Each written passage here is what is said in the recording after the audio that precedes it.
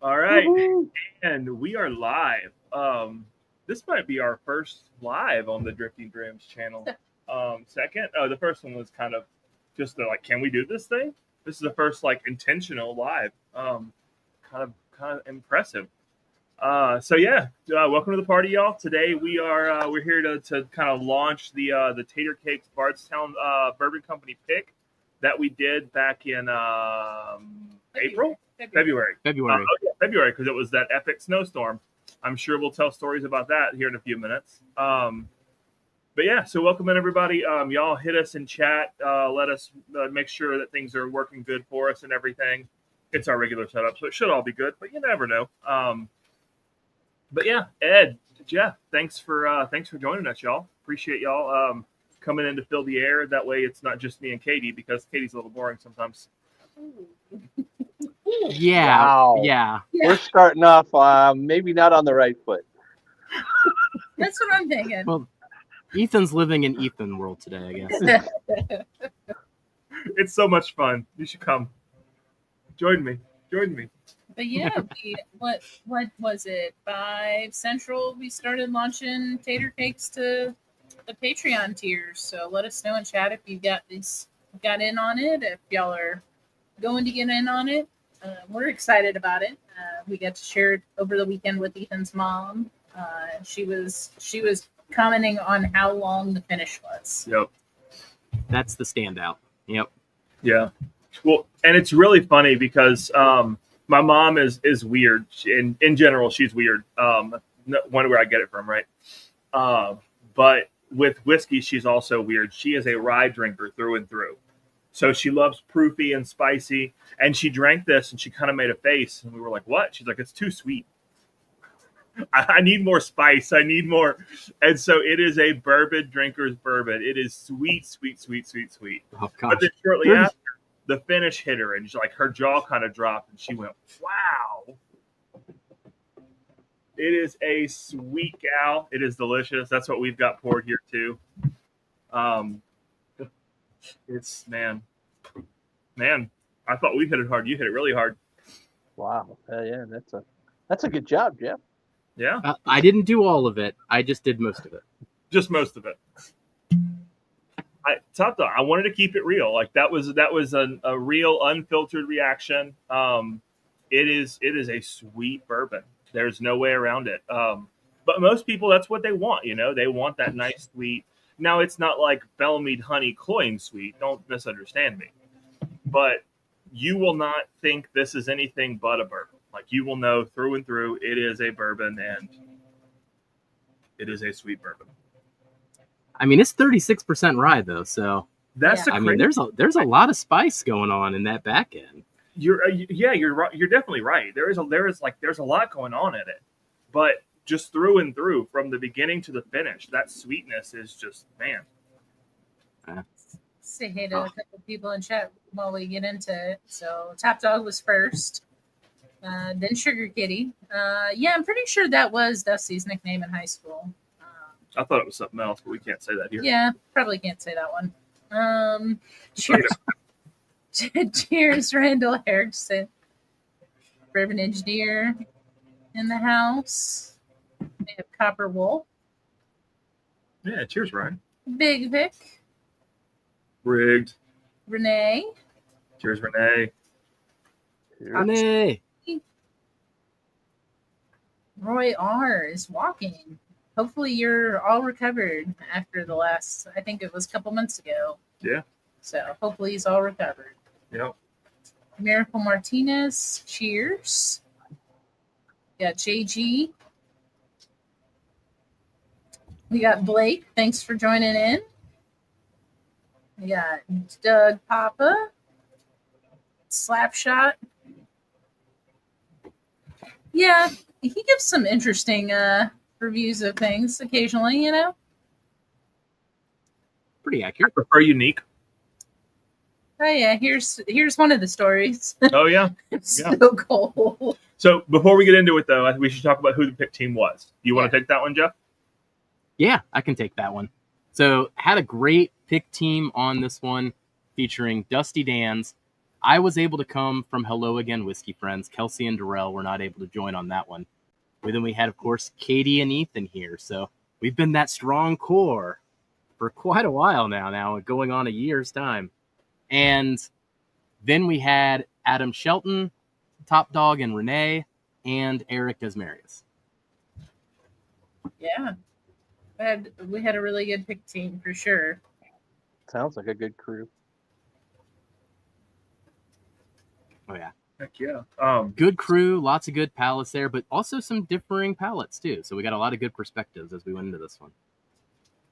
Yeah.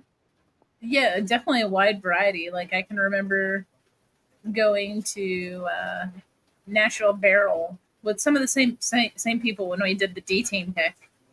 And it was a little more unanimous and but I mean, I guess that just shows that we were, weather probably impacted us, flavor, how cold the whiskey was. Cause I remember going in to get more and that whiskey was cold coming out of that barrel. It was really, really cold. Yeah, it was. Yeah. I have my own conspiracy theories on all this, but we'll keep that for later after we're a few drinks in. Cheers, Ben.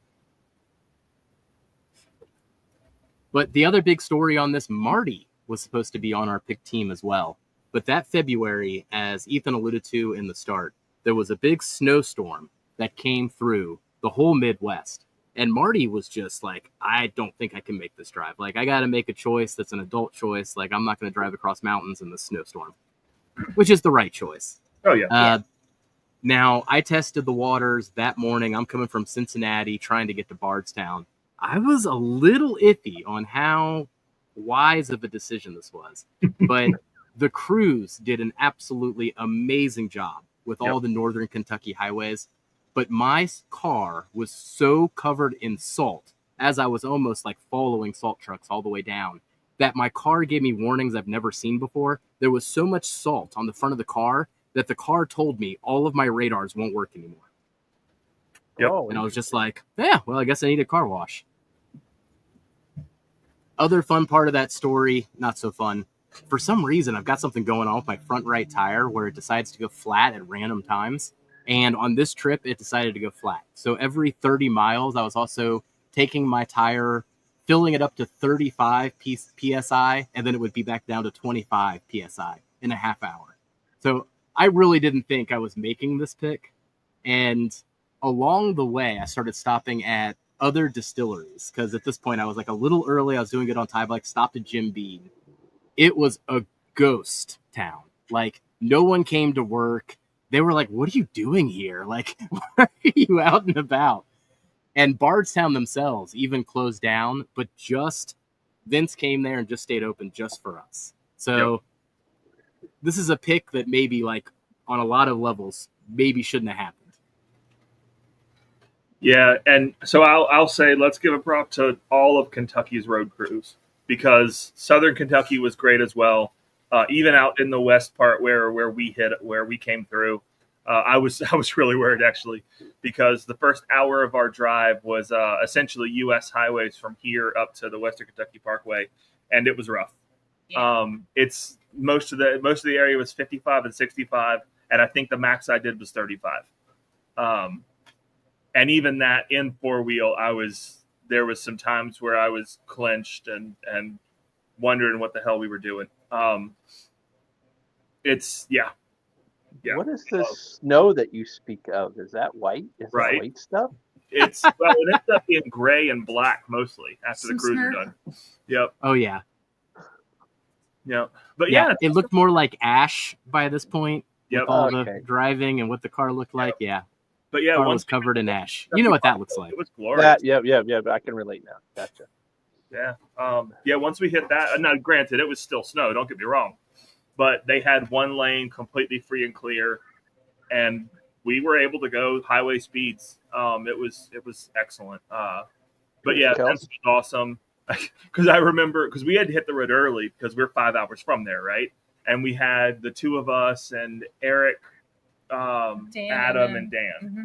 So we had a full truckload of people, bunch of man-childs in the back seat.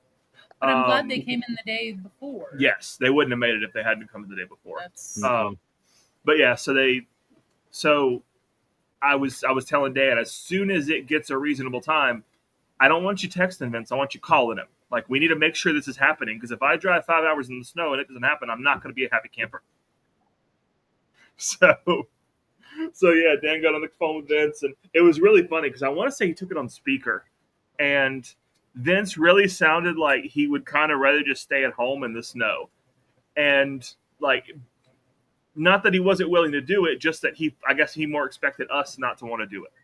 Yeah. Because when Dan was like, no, we're on the way, we're coming, he was like, really? Okay, yeah, no, I'll be there then. I'll see you at whatever time. But that was the crazy thing too, right? When we got to like Bardstown proper, like we ate at Bardstown, the burger place in Bardstown. We went to Evergreen beforehand, and like everything was open pretty much downtown. You know, It was kind of like the outlying areas. And distilleries that weren't. I mean, understandably so, because they're probably going in, at 3, 4 in the morning for some of the shifts that they have. So probably not safe to drive at that point by any means. Well, honestly, that's when I just gotta make that call. Yeah. Prior to anybody else driving on it. If you're one of the first few people driving on the snow, it's fine. Yeah. Top Dog and Renee came up the night before so that they were there. Yeah. So I guess I'll launch into the other part of the story because Top Dog already mentioned how he was turning blue. So for anybody who's in the bourbon community, you've probably realized by this point there aren't very many Airbnbs in Bardstown, and the ones that are there are kind of pricey and they leave a little bit to be desired, whether it's space or location, et cetera, right? So what we decided to do, so we had the Bardstown pick on one day, and the next day we had the Green River pick. So we said, okay, well, you know what? We'll just make the drive after Bardstown to Green River, and then we'll have a real short drive to Green River the next day. Plus, we have found a really nice Airbnb up there that would fit everybody in one. Great. So Bardstown pick went really well. We picked an awesome bottle or an awesome barrel, and then we headed up to Green River. Again, by that point, it was late enough in the day. The roads were solid. It was good, right? The other thing, one quick aside, Kentucky was also having a ton of flooding at that point. So luckily, we didn't hit any flooded roads, but on the way out, we definitely saw them. Jumping ahead. So we get there, and then that night, I think it was like 16 degrees or something. Well, we trying to be nice, we said there was almost like a master suite on the backside of the house that was downstairs. It was right off the kitchen. We said, you know what, John, Renee, y'all take the master suite. It'll be good, right? And they were like, okay, cool. Well, they kind of argued with us first. We were like, no, you should take it. Okay. Well, apparently it was an addition. Oh man. I didn't say that, John. Oh, that's you, not Renee. But yeah, so yeah, it was an addition, and it wasn't well insulated, and the heating was kind of weird in it. So even with that, the heater was putting out lukewarm air at best, and at one point, I think it was even putting out cold air. And the best part too was the room above the addition was where Adam was staying, and it was the same way. Yep. So John and Renee and Adam both basically slept in like 45 or 50 degree weather in the house. Basically sleeping in a refrigerator.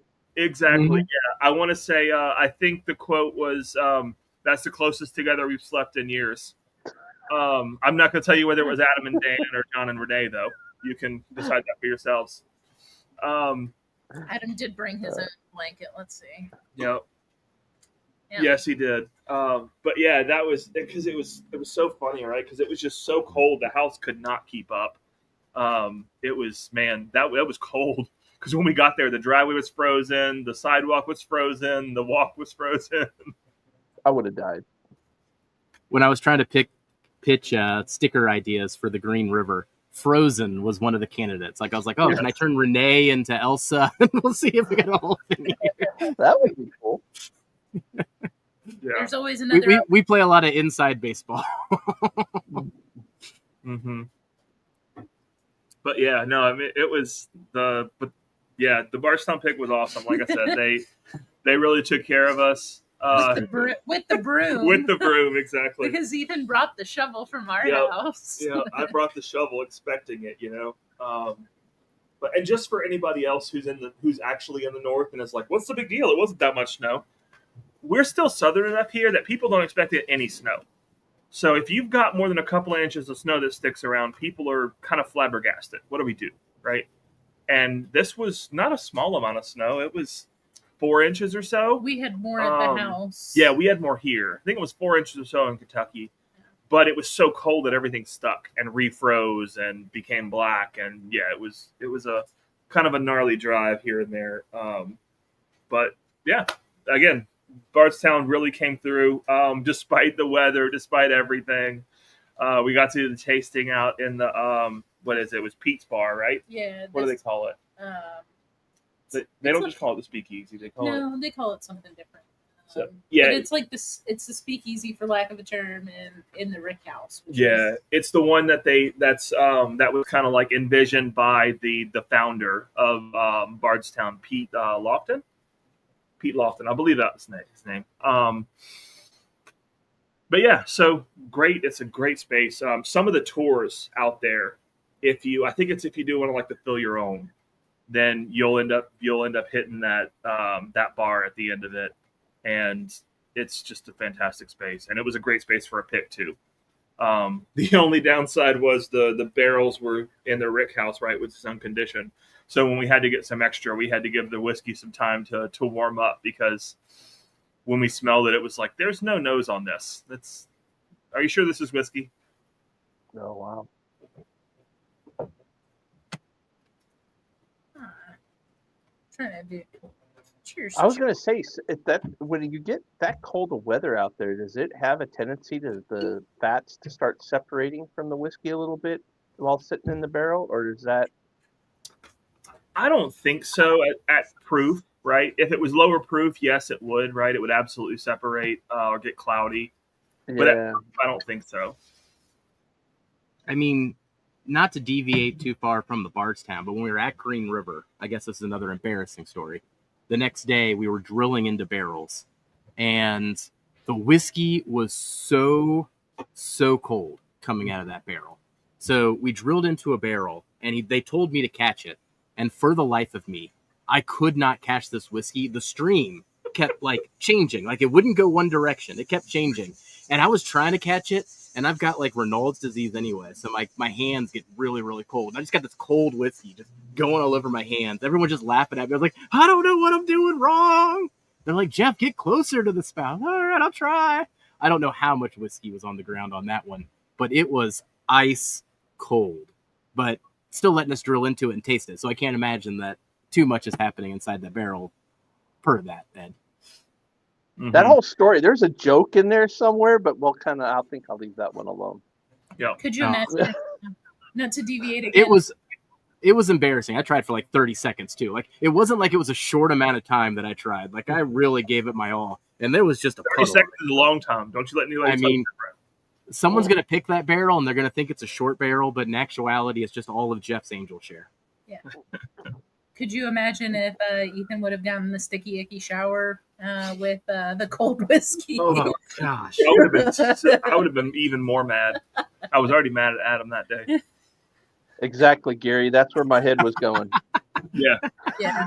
His It was go to Top Dog there. Yes, that is true. Yeah. So I infuse olive oil, and I've gifted that a whole lot of people that are in chat and everybody on screen too. I'm pretty sure I gave you one, right, Ed? I've given you a olive oil. You did.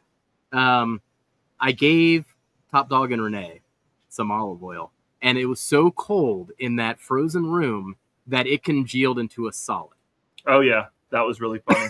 I'd forgotten about that. So there's your oils congealing. Yeah, thanks, Brian. That's good. Appreciate the answer. Well, so that was the other thing, right? Because it was really weird, because that Rick House was the clay tile Rick House, wasn't it? I want to say it was. Because Green River one? Yeah. Don't remember that detail. I think it was because I was shocked at how warm it was inside of there versus how warm it was outside. And they were talking about how much better that those clay tiles held heat. So Yeah. think of how much worse it would have been in the other ones. Yeah. Yeah. Man. This, Well, I got my bottle ordered, so I can't wait. Nice. Yes. Yeah, it's I know Jeff kind of mentioned it, but it's 60-36-4 is the mash bill on these. It's basically 6.5 or so years. Rickhouse D, floor 4, 119.4 proof.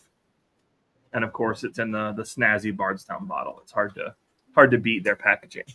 yeah. There we go. I can solo you. Hang on. Yep, 1 second, Jeff. We got you. Oh no, I was just There doing you the side by side. I thought it was a pretty good part of the screen there. Huh? As you read it, as you described it, people can read it.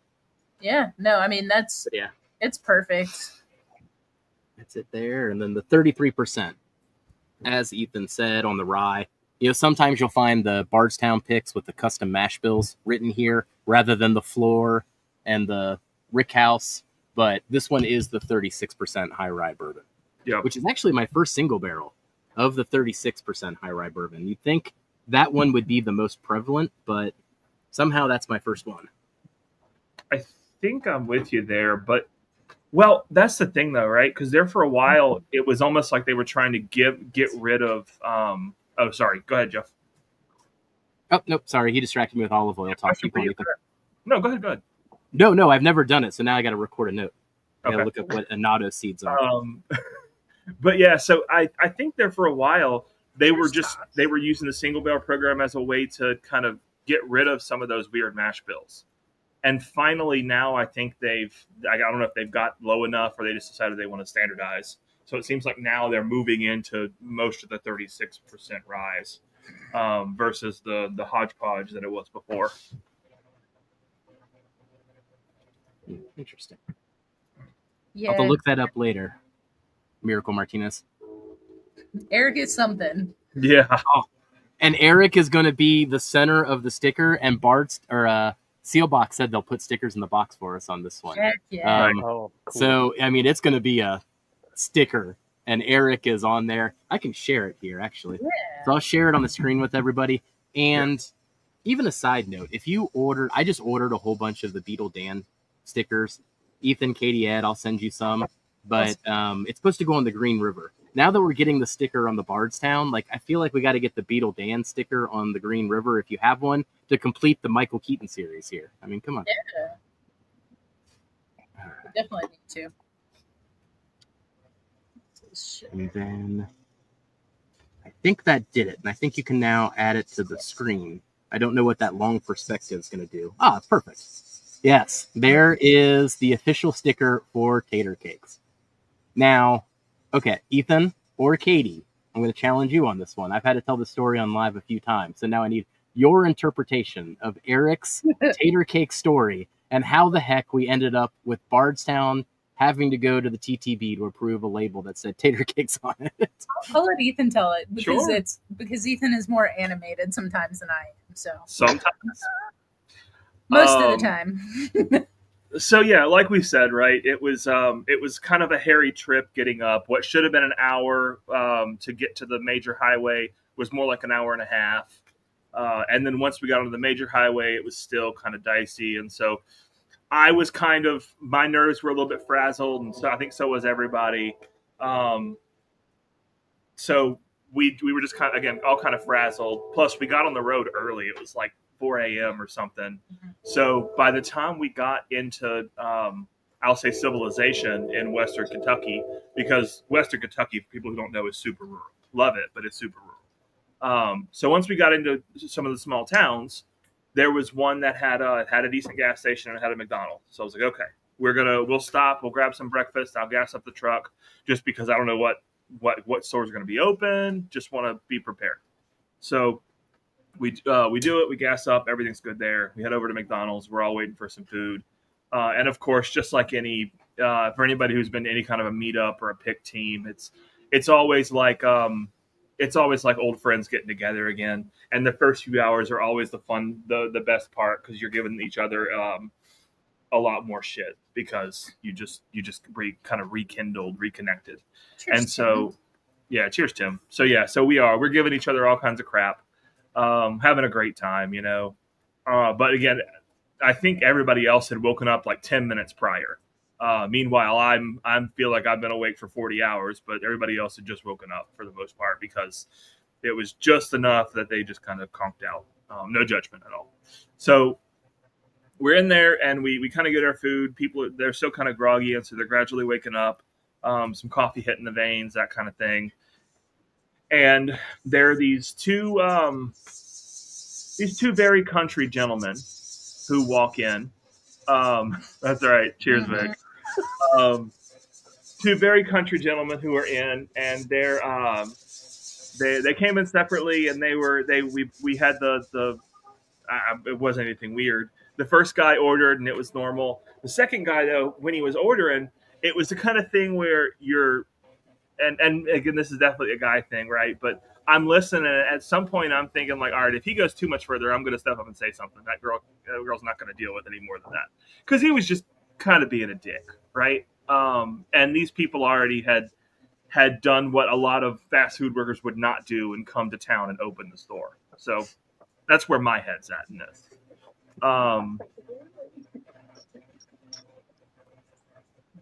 Hand delivery from Maria Elena. Yes. Very nice. I saw the recognition. Mm-hmm. So yeah. So he's trying to order, and that needs to go to Travis. Vic's sending that to Travis. Oh, sorry, guys. You're good. We're meeting you. So yeah. So he's kind of being a dick. We're handling it, or the girl's handling it as best she can, and he's trying to order, and the girl's not understanding him for whatever reason. He has a drawl, but it's Western Kentucky. Everybody has a drawl.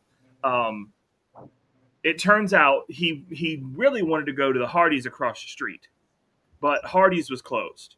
So he was already mad about that, because the Hardee's is never closed in 15 years, apparently, which he was then telling everybody who would listen. So when he came to McDonald's, he's trying to order his Hardee's order at McDonald's. Well, of course, we've all been to Starbucks and ordered the wrong thing. That's not how it works, you know. They all have their own terminology. You got to use their words, otherwise, God forbid, who knows what you're going to get. So my man there is trying to order, and he said it. He's like, yeah, I want that, and I want that with tater cakes. And she kind of gives him a funny look, and she punches some buttons, and she reads the order back. And he says, yeah, just make sure that comes with the tater cakes. I've got to have the tater cakes. He's adamant, like really adamant. And I think it was at this point that Eric had woken up enough. Like, it was almost like a dog. His ears perked up like, So yeah. So he's kind of adamant. She gets the order right enough. He goes and sits down. They bring it to his table a few minutes later, and he gets upset. No, this is not right. I gotta have my tater cakes. I told the girl 3 times. It's not on here. I wanted my tater cakes. And he is just like, he's shy of a meltdown, but not by much. And yeah, exactly. He is on one about tater cakes. So as soon as we finish and get out of there, Eric starts in with the tater cakes impressions, and I want to say he called Dan Tater Cakes quite a few times. And for the next 3.5 hours, it was Tater Cakes this and Tater Cakes everything that. Was Tater Cakes, yep. So to make a short story long, there you go. That's Tater Cakes and the irrepressible urge of Eric Desmarais. And then naming it, right? Katie? And then naming it, like, we were all looking at each other, like, they asked, like, what do we want to name it? And, we've done, we really like Dusty's Whiskey Friends, because I think it encapsulates everybody, no matter what group is on it. And Eric goes, let's call it Tater Cakes. And so Vince types it on the screen, and Nicole redirects. So it's Tater Cakes. Just imagine this white label here on like a 50-inch TV, 60-inch TV, so everybody can see it. And he's sitting there with a keyboard with this blank label, like, what do you want to call it? And then we just slowly but surely watch him type in Tater Cakes, letter by letter, because Eric said so. And just nobody said no. Nobody said it was a bad idea. We're just like, nope, Eric's got a hankering for Tater Cakes. Just let him have it. We didn't let thus that the, happen at and Green. thus the sticker then, with Eric surrounded by Tater Cakes. He tried it at Green River too. Yeah. Tater Cakes too, and it was like, no. No, he only got away with that once. We were all kind of shell shocked, like a mortar had just gone off in the midst of us. But there were a number of admonitions after that. It's like, okay, that was your pass, Eric. You will not do that tomorrow. You will not be allowed to do that tomorrow. I don't know though. For a second there, there's the movies from the 80s or early 90s where it was Hot Shots and then Hot Shots Part 2. And I debated, like, Tater Cakes Part 2? Yeah. But no, everybody stepped in that time. They already regretted their mistake from the day before letting Eric go there. Yep. Yeah, so we got to pick this one in February, Josh. So before the Evernorths, but came out a little bit later because they have their cadence that they bottle. So getting released now. Go back and forth between a Green River bottling and a Bardstown bottling. So the Green River happened to come first because just the number of months and the odd months versus even months. Yeah. The deceptive thing on this, for anybody that bought the Green River, and Dan and I have gone back to the forth in text threads about this, I prefer the Bardstown. So I am curious with Ethan and Katie, maybe they should do a little side-by-side here. Test for science. But it is what Ethan was talking about at the beginning of the stream. There's something about the over-the-top flavor punch that comes on the finish and then hangs on the Bardstown that's going to make it stand out. On the channel, we're talking about doing a tournament of picks for all of our picks over the last year, probably over the course of August and September. I'm actually very curious how this one is going to do, because that particular moment and note is something that's going to stick out in a blind as well. So I'm curious about this one. And it's also got a dark honey note. And you hear me talk about honey so much with MGP in general anyway. So the high rye bourbon, it's got that honey note. Oh my gosh. This one curls my toes a little bit sometimes. See, I fully expect this Green River to wipe the pants of the Bardstown. So I'm really interested to see what the side-by-side does. No worries. But I'm doing the side-by-side right now. So gold glass is Bardstown, clear glass is Green River. Yeah, I love me some Green River. I love Green River. I love what they're doing. That's why I was so concerned whenever they did their staffing reduction a little while back. It looks like they were just getting out ahead of the downfall, though, which was smart. Unfortunate. Yeah, it is unfortunate, right? But it's just the state of the market, and them getting ahead of it means that they're able to not do anything drastic when time comes. So was talking to Top Dog earlier. Oh, Ed, go for it. No. I was just going to say, wasn't one of the Junkies picks, the Evernorth, wasn't that a Green River, or was that the weeded version? No, that was a Green River as well. Mm-hmm. That was the non-standard Green River mash bill, though. Most of the Green Rivers are a 21% rye, and that Evernorth pick was a 16% rye. Oh, okay. I was going to say, because if that being a Green River barrel, that would be interesting to put up against those two as well, maybe. But oh, yeah. Yeah. I know Top Dog's in chat. I'd be curious if Renee's in chat as well. I think what I'm finding so far, now, I don't know if they're doing the 16% rye. So there's two mash bills with Green River. There's a 16% rye and there's a 21% rye. And I don't know where they're using it, when they're using it. They don't tell you that on the single barrel at all, so it's hard to track, unlike what we were talking about with Bardstown where they're writing down the mash bill.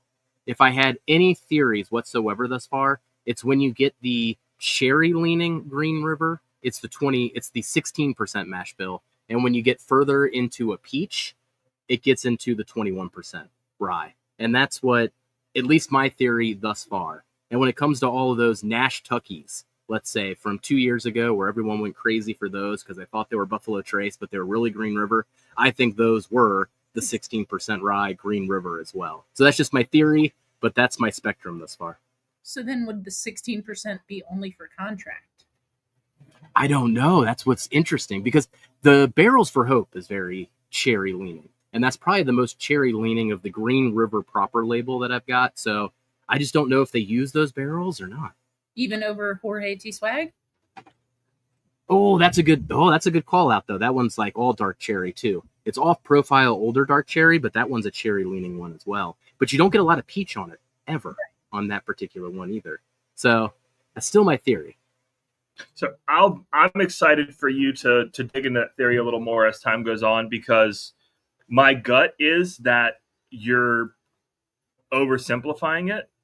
I think that their rick houses are the main cause of the two profiles, because they have that one or two rick houses that are the clay tiles, and that is a wildly different rick house than for them and for most of the industry. You know, the temp swings in it are so much slower. It gets hotter and colder. I think that rick house is a big part of it, personally. Could be. I'm just throwing out a theory out there. But it's a good theory. There's Absolutely. something about it's specifically about anything coming out of the non-Green River label. When it is Green River juice, the cherry's over the top, and it's always the 16% too. So whether it's those rumored Nash Tuckies or explicitly those Evernorth barrels that we know came from that, could be. And I don't think that we'll ever be able to prove one way or the other, because, like you said, they're kind of cagey about what's what. And I really think that 16%, that was them figuring out which mash bill they liked better. I think that they put a bunch of it down in the beginning to see how it would age, see which way they prefer. I think they decided on the 21, and now they're trying to get rid of some of those 16% barrels because that's not their major flavor profile. Oh, man. That would make me sad, though, if they're only doing the one. I like having the combination of both. That's been so interesting lately. But if you're right, and then they just like stopped by year 2, year 3, and they just went straight 21%, that means the 16% barrels that we're getting right now would be limited. Ooh. I don't know if I like that, Ethan. That's a weird story. Let me answer JG's question. So, does Mexican decaf taste the same as caffeinated? It does not. They are two separate single origins. So, they're probably similar flavors, but we don't do any of the decaffeination here. We just find companies and sources that use the water process on it rather than ethyl acetate. Ethyl acetate is the bad one, yeah. Yeah. Yeah, but yeah. So just to be a little more pointed there, JG, So one's Mexican decaf, one's Mexican regular, but they are two completely separate farms, two separate lots, and like Katie said, they've got different origin characteristics because of it. There will be similarities, kind of like different Bardstown picks or different Green River picks. You know, there'll be some shared DNA, but they will still be different.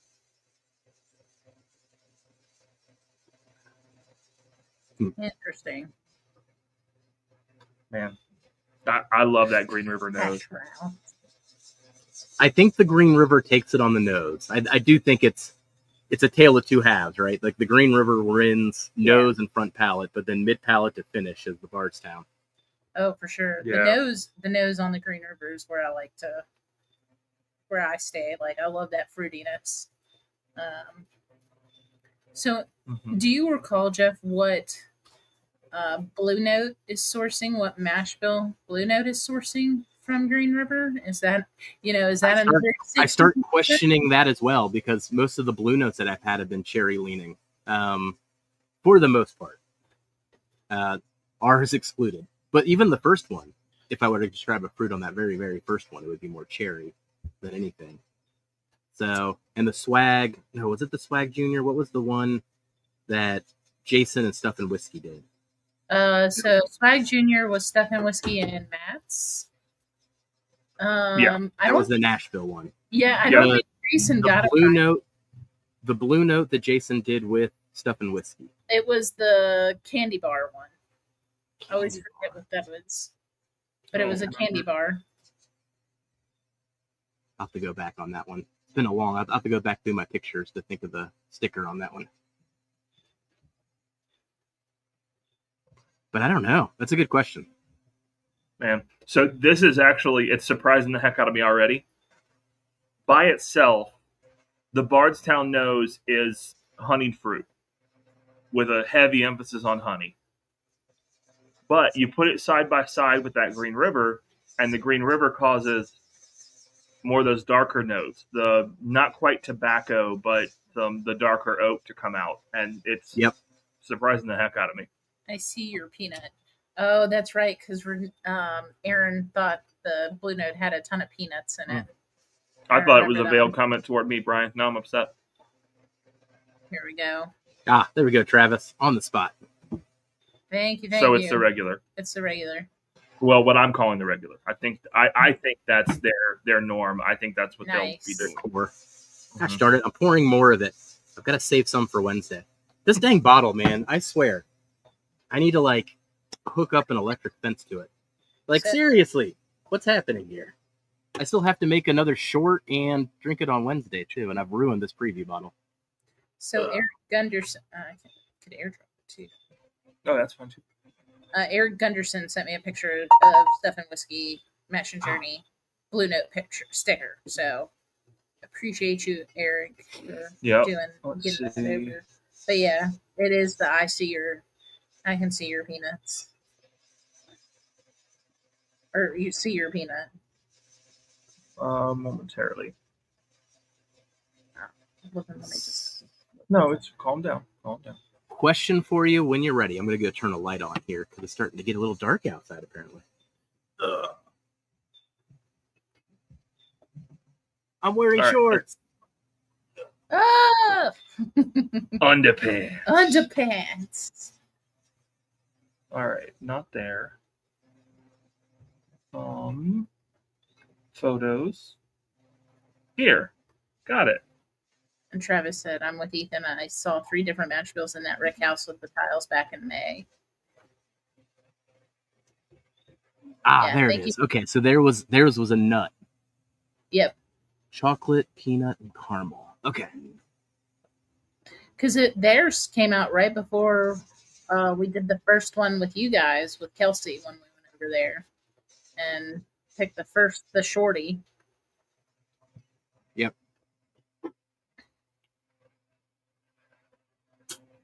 Becoming a lust, Josh? Oh, Josh, our picks are the worst thing for me here. I don't attack barrels bottles at all. I have hundreds of bottles that are only a fourth of them are gone, and I'm just praying for people to come over and try them. But when it comes to our own picks, I just can't have enough. And I guess that makes sense because we picked them, so it fits our profile. So of course you're gonna like them, but also bad for the general drinking throughout the week. I can't disagree with that. It also hurts me too because then I'm not doing reviews on other things. It's I'm just drinking our own stuff, where I'm supposed to be widening my perspective on other stuff. Cheers.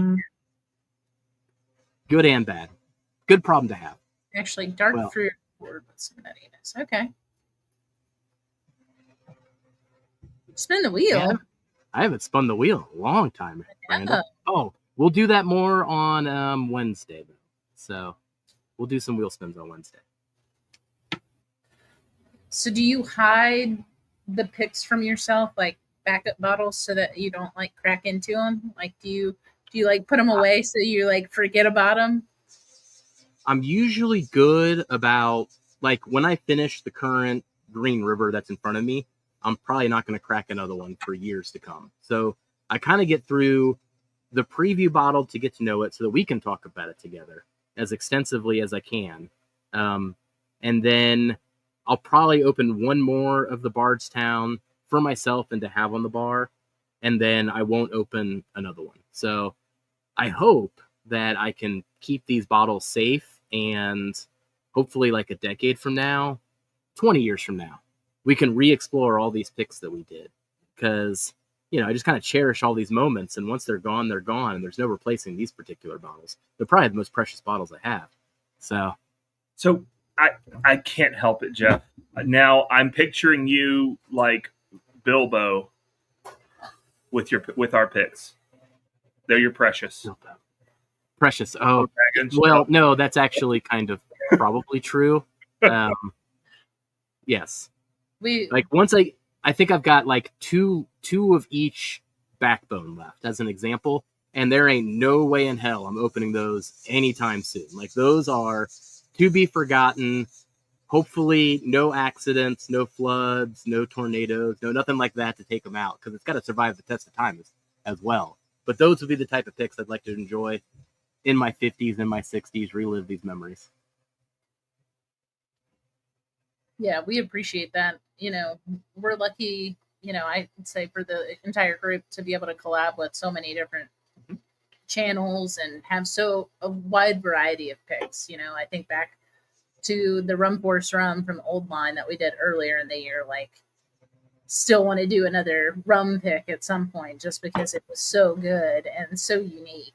And the price point, that's price point is always nice on those.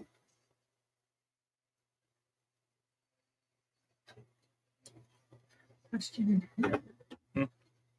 So Ethan, where are you though? Team Green River or Team Bardstown, or do you understand the split? I mean, they're wildly different whiskeys. The Bardstown drinks much darker beside the Green River. So I'm going to say at this point, provisionally, that the Bardstown's going to be a chameleon. I think it's going to change based off of what you side by side it with. Because it's so sweet by itself. Again, the finish is outstanding, right? But that's the note to me that's the thing. There's some white fruit and it's sweet, but then put it beside this and it gets like, it doesn't get as dark as the Green River, but it gets way darker than I ever thought it would. And it gets spicy. Well, the spiciness is there regardless. Right. But it's always an undertone for me because of the sweetness. I gotcha. And see, the spice comes out more than just on the mid to back on the Bardstown. Gotcha. Having the Green River, having those fruits, it brings it out throughout. If you've answered this question or said this, Jeff, already, go ahead. Nope, go for it.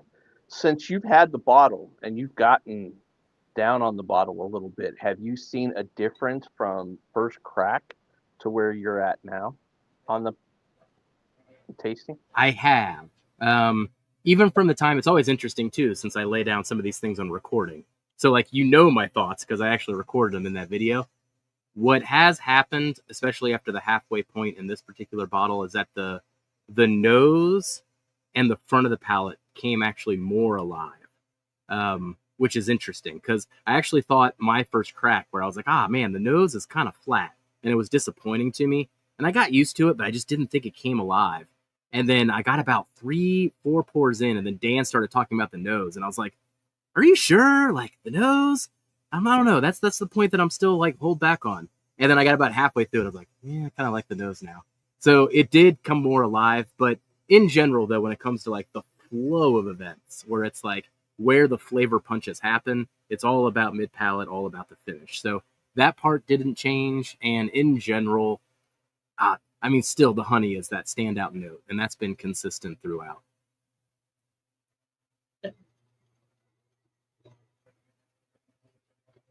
So I haven't asked Ed, what are you smoking?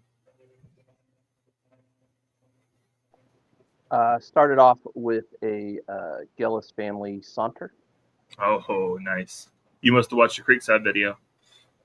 No, I haven't watched it yet. No, this was the only Connecticut-ish cigar I had in the thing for a first cigar of the day. So, gotcha. Start mild. Yeah. Go. The blood of Lod. Yeah, these whiskeys change each other so much. Now I'm curious to pour the Evernorth next to it because, Evernorth is even sweeter, in my opinion, than. Mm-hmm. Let me get more glasses. Ethan's getting more glasses.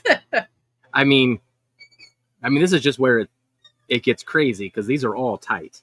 I think the Green River Evernorth is actually my third place compared to these. Okay, I'm going to go grab it, and I'll see if I can compare.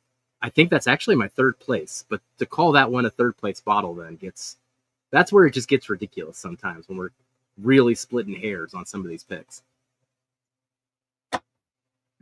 Well, yeah, and that's always the thing, right? We talk about these picks like the differences are miles apart, but that's not really the case. No. You have to split hairs if you're going to pick between some of these barrels. Now, sometimes it's obvious, but more often they're close.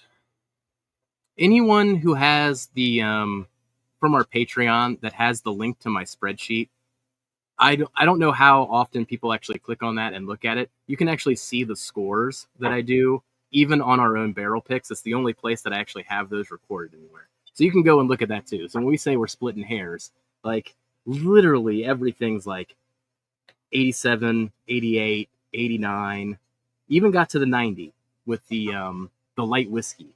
So they're all getting up there, but they all score within there. So we talk about these differences, but even on our scoring system, it's like a 1 point difference on all these.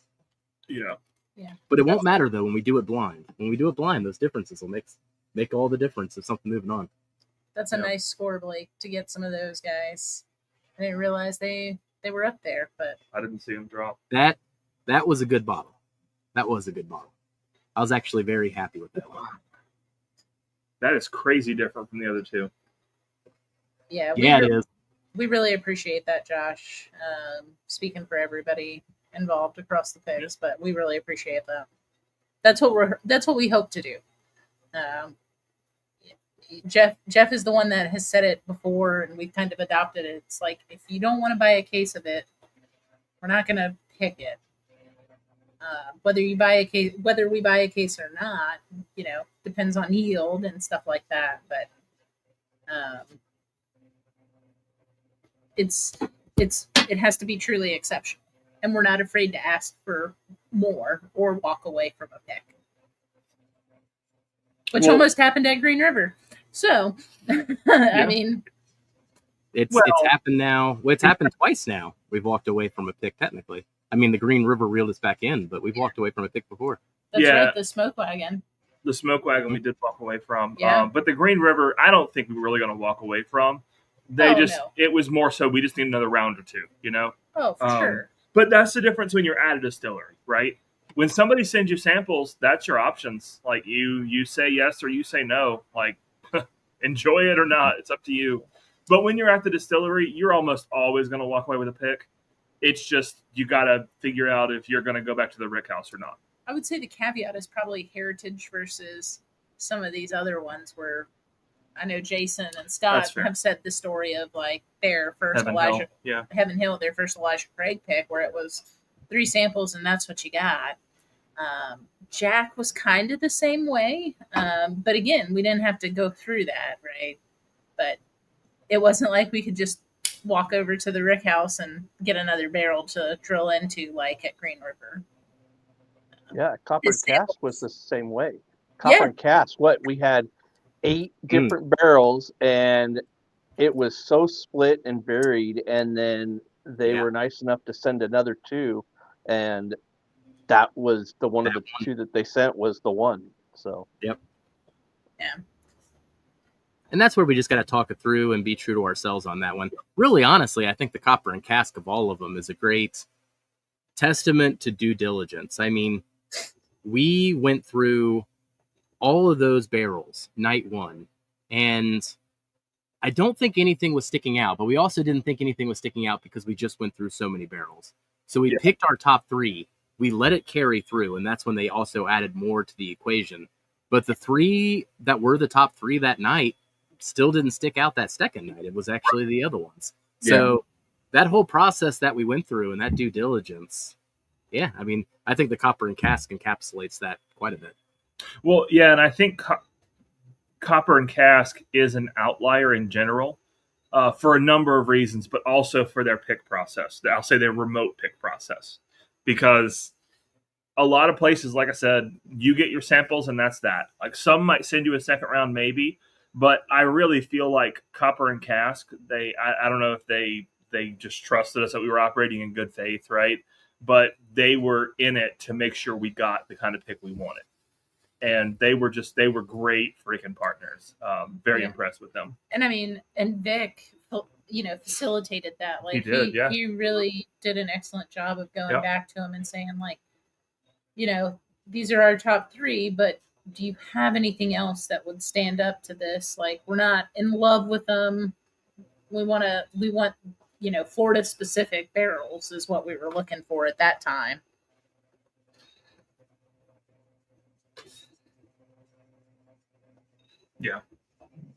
Yeah, they've been outstanding for us as a group, though.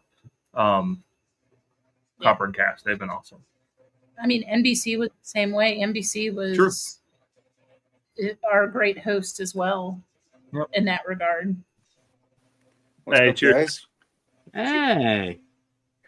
I missed most of the pick details. If you guys went over them, I just got done with dinner. So yeah, no worries. Well, we can do a recap. Why not? Yeah, we'll start it from the top, Ethan. We'll go back through. You start with Tater Cake story, just to make sure that we're all caught up. And then... Well, hold on. I never even got the 1999 story. Like, I can't skip to the Tater Cakes without the 1999 story. Oh, man. The 1999 story is... Bunch of one there.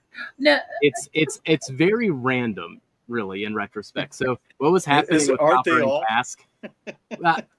So what was happening with Copper and Cask was they actually literally print the label on their stuff. Like, so they have to get that label approved. So they're really particular that it has to be original artwork.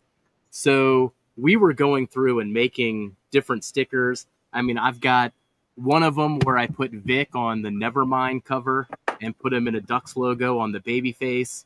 I've got I do another one that we have to use at some point where I swapped out Vic's face on the cover of Ill Communication Sure Shot.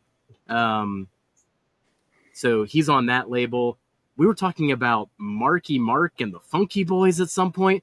I don't know what was happening with this crew, but we were all about late 80s into the 90s. We went through about 10 different sticker ideas, and we submitted one of them to Copper and Cask, and they're just like, no, and we need a new sticker in an hour.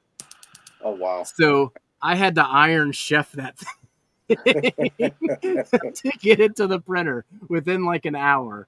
And at one point, Dan was looking at it, and he was like, what's wrong with my neck? And I was like, don't ask questions. And then after all of that, the final sticker that I made didn't even make it on the bottle. It was actually the first prototype that made it on the bottle. And I've got all these avocado details that are all over the dance floor and magic, genie bottles and all types of stuff going on that aren't actually on the final bottle. But that was an interesting challenge. Getting an email at 1:00. Jeff, can you come up with something by 2? Yeah, sure. Let's make it happen. That's awesome. Well, now that we have that story, I guess we can fast forward to Tater Cakes. Tater Cakes is a long story, according to Ethan. Jeff can give the synopsis in like a minute, I think. Cliff Notes version. Yeah. I mean, I think what's funny for me is that if you see a bottle that says Tater Cakes on it, you're probably thinking it has something to do with Buffalo Trace and taters and that whole line of things. But no, it just straight up has to do with McDonald's hash browns and somebody calling them Tater Cakes incessantly and annoyingly. And that's it. Makes sense. Well, I saw the little preview, right? So I was like, oh, okay, Tater Cakes makes sense to me. Oh, man. Whew. All right. That was really good. Man. Anybody got any final questions about Tater Cakes here? So we can drift on to other comments here. We've been going on for an hour. So I missed the whole thing. So let's recap some notes. Oh, notes. Okay. I am not pouring any more of mine. Ethan. Ethan and Katie, this is all you. Too much. I'll differ. So Darrell was saying he gets like an apple. I get like pear. I was telling Jeff the other night I get pear, but specifically like if you go to Cracker Barrel and get Nice. like the stewed apples. It tastes like Mhm. stewed pears. Okay. Where it comes out like Yeah. that spice, that cinnamon kind of baking spice comes out Right. somewhere. Um, but man, honey, and a little bit of graham cracker on the finish Yeah. for me. That's crazy. And this is 100% Bardstown's.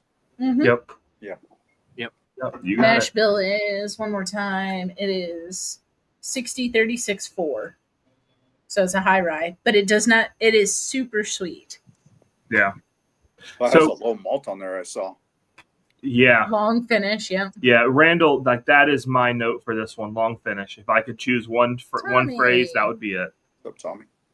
Yeah. Welcome, Tommy. Hey, Super Tom. red day. Yep. There's all sorts. Yep.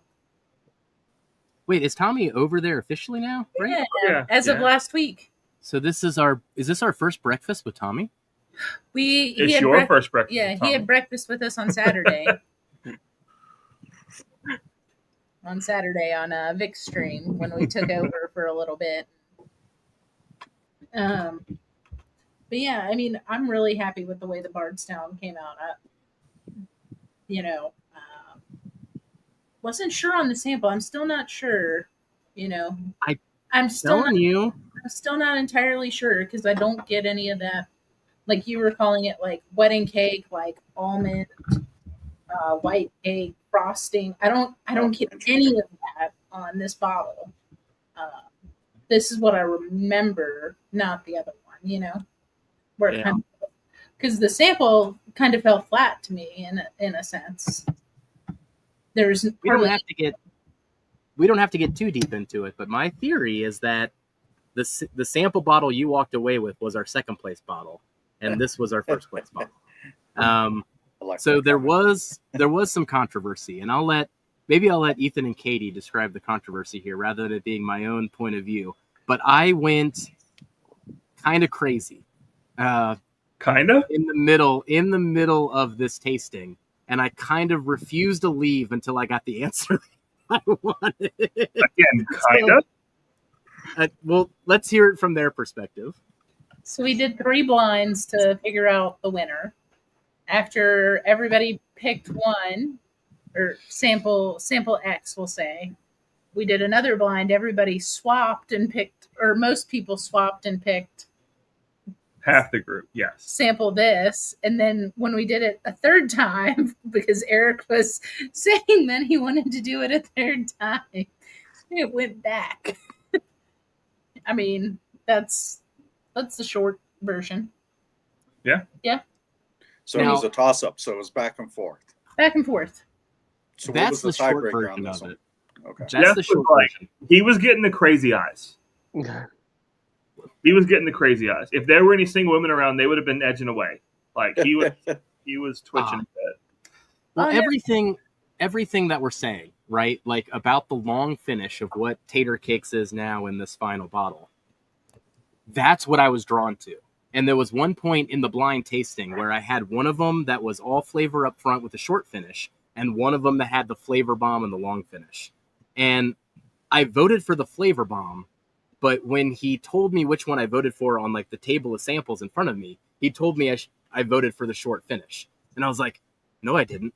I didn't vote for that one. These are different. I was going back and forth with Renee. We were like smelling every single glass in the house, and I was like, I can't leave until we do this again. Like, this is going to bug me for ever and eternity unless I have a definitive answer on this. So we just kept going over and over.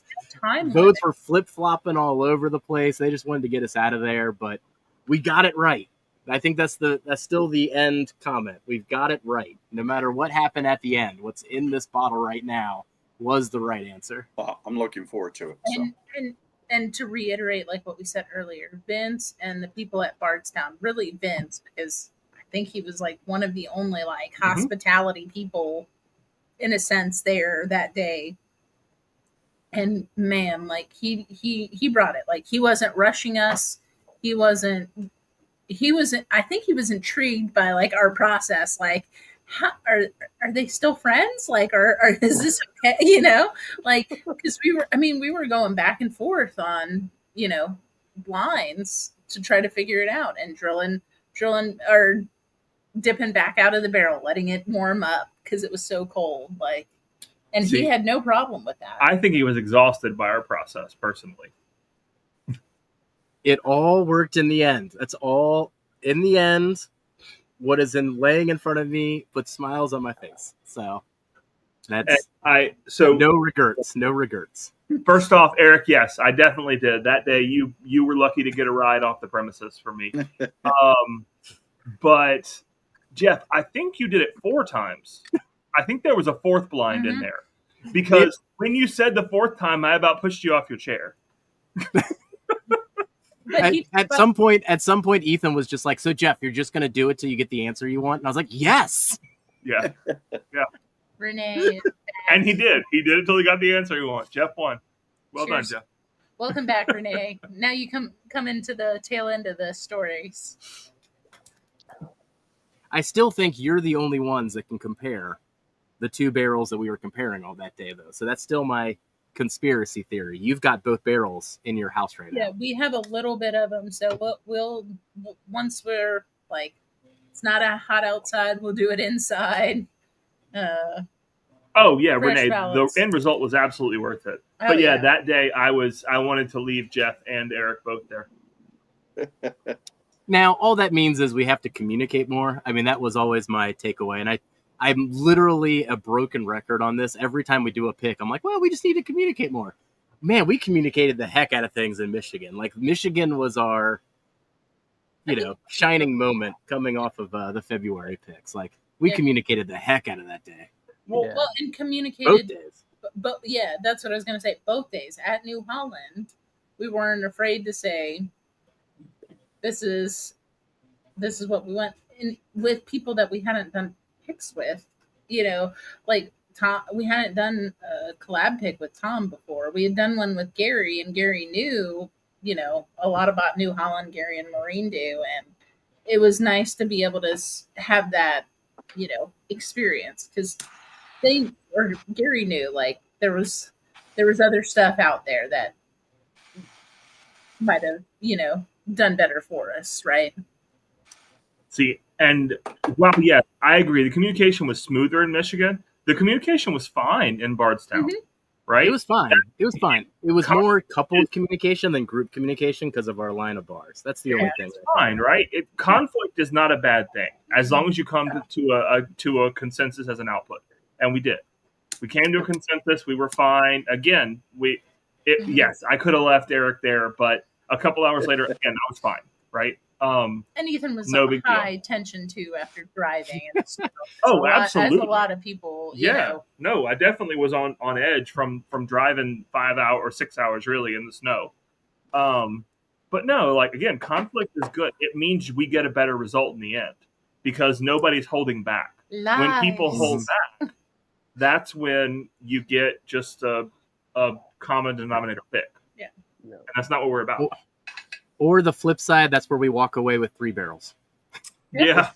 Because I keep looking at Jeff and go, I don't want to lose that one. I can't lose that No, one. even I that can't one, lose that one too. those were 3 consensus barrels. Oh, for sure. The top 2 were absolutely ones that we were like, we're not leaving these. We can't. And the third one, it was just like, this is going to hurt me to leave it. So why leave it? It fell into our laps. It was like, here, have this great whiskey. Yeah, there was no conflict there. There was definitely conflict at Bardstown, but again, I think it worked out for the best. Cheers, Tom. Yeah, cheers, Tom. Missed you, man. That would have been great to see you. Talking about you behind the scenes. Absolutely have. Plotting. But it's a testament Cheers, Chris. to the due diligence that y'all put into it, right? There's so many, local liquor stores. I'm not saying that they don't do their due diligence, but they could just kind of real quick, I just want to get something on the shelf type of thing. Nah, it's just you guys are going through it. You're making sure that, what you decided on is exactly what you want to put out to the so group. Much more worth it. And I think that's why I think with a lot of the Whiskey Tube channels and the groups that are a part of it and do the picks, I think that's why you get such stellar bottles, is because of the amount of time and due diligence y'all put in there. You're just not going to put something out for the sake of putting something out, which I can totally appreciate. Yeah, I mean, I agree. Right? We give a shit. Bottom line, nothing held back. Like, that's the thing. We care about the picks we put out, and we want to put out the best picks possible, no matter what. Yeah, and I have to explain the $600 seal box bill to Dana. Do you really? It's been happening more often than it should. With all these picks lately, when we put them all together, and I stick myself by that rule. Speaking of Tom, cheers. Yeah, cheers, Tom. Yeah, Tom was with us in Michigan, road picks. Cheers, Tom. But yeah, no, I mean, I feel like explaining it and convincing her not to hurt you were two different things. Like, she knows, she just still wants to hurt you. Mm-hmm. Oh man. Well, what else is on people's minds here? I think we've. I was going to ask the Tater Cakes here. the Turks if they have anything coming out. I know that was going to be a topic of discussion too, right? Have you guys gotten to that point yet, or not we yet? have not. Not yet. So I will say, right before we hopped on live, the churro blend is now live on the site. Awesome. So if you want the churro blend, it is up there. We will get the coffee of the month up there later tonight or tomorrow morning. It's been a long couple days. And it'll be a Dominican coffee that is red fruit and chocolate with little acidity to it. But yeah, the churro blend, Ethan did an excellent job designing the sticker. We got those in today. It has Jackson looking at a coffee cup full of churros. And that one was also an evolution. Like, how many iterations did you guys go through before you landed on the final churro blend? It's been some time too, right? Yeah. Like, I mean, months. Oh yeah. I think 3 or 4 in total.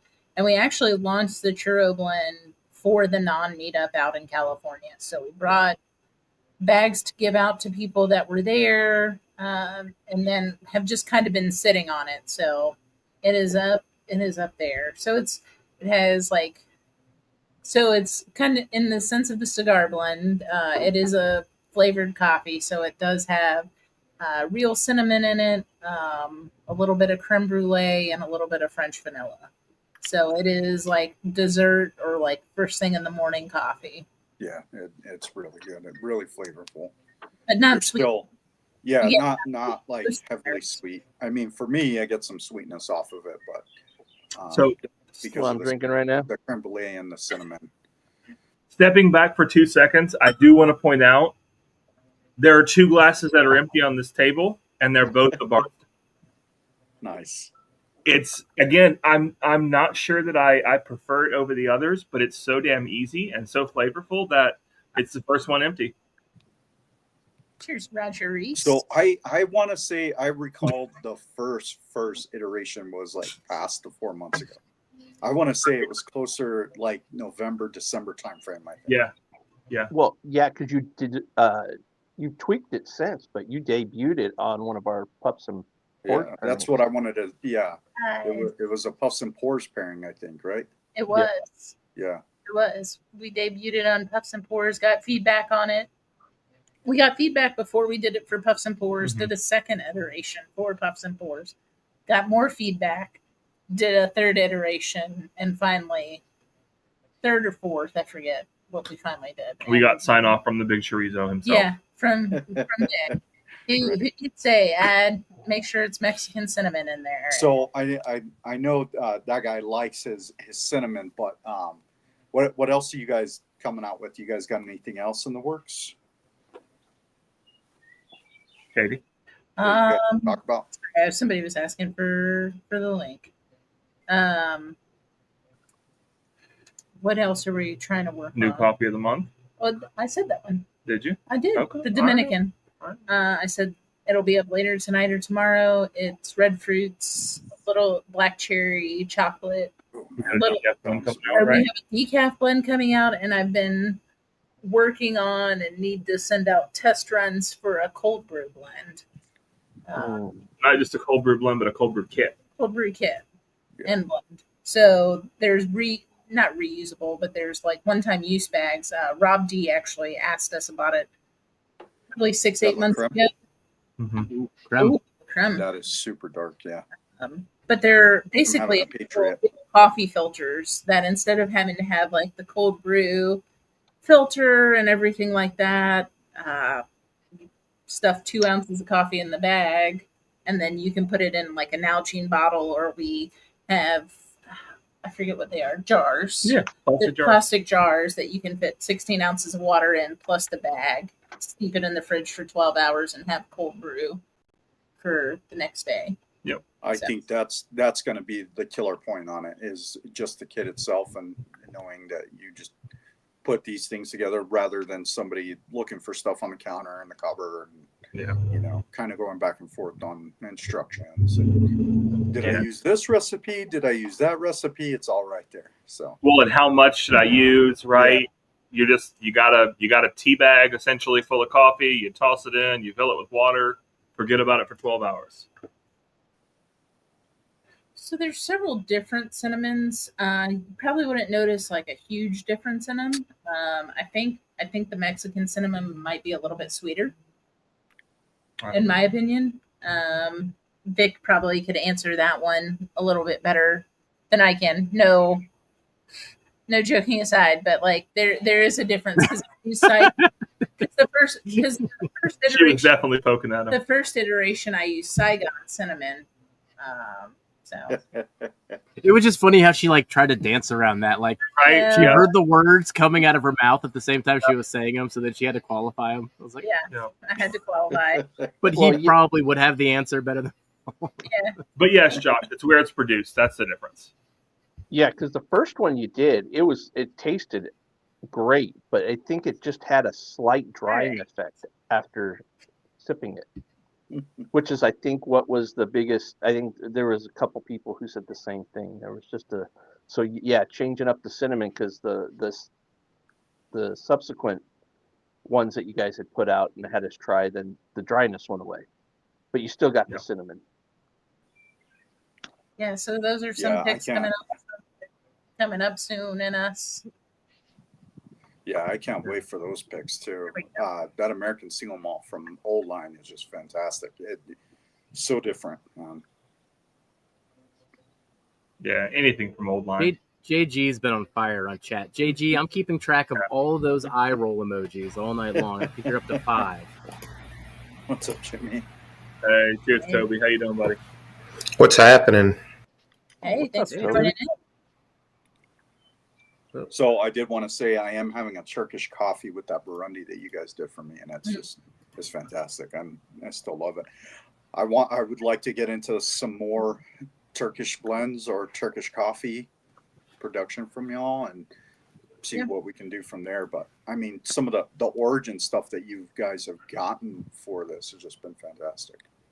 Yeah, we and we'll have new barrel aged stuff because we're almost out of our barrel age. We just have barrel aged Colombian left.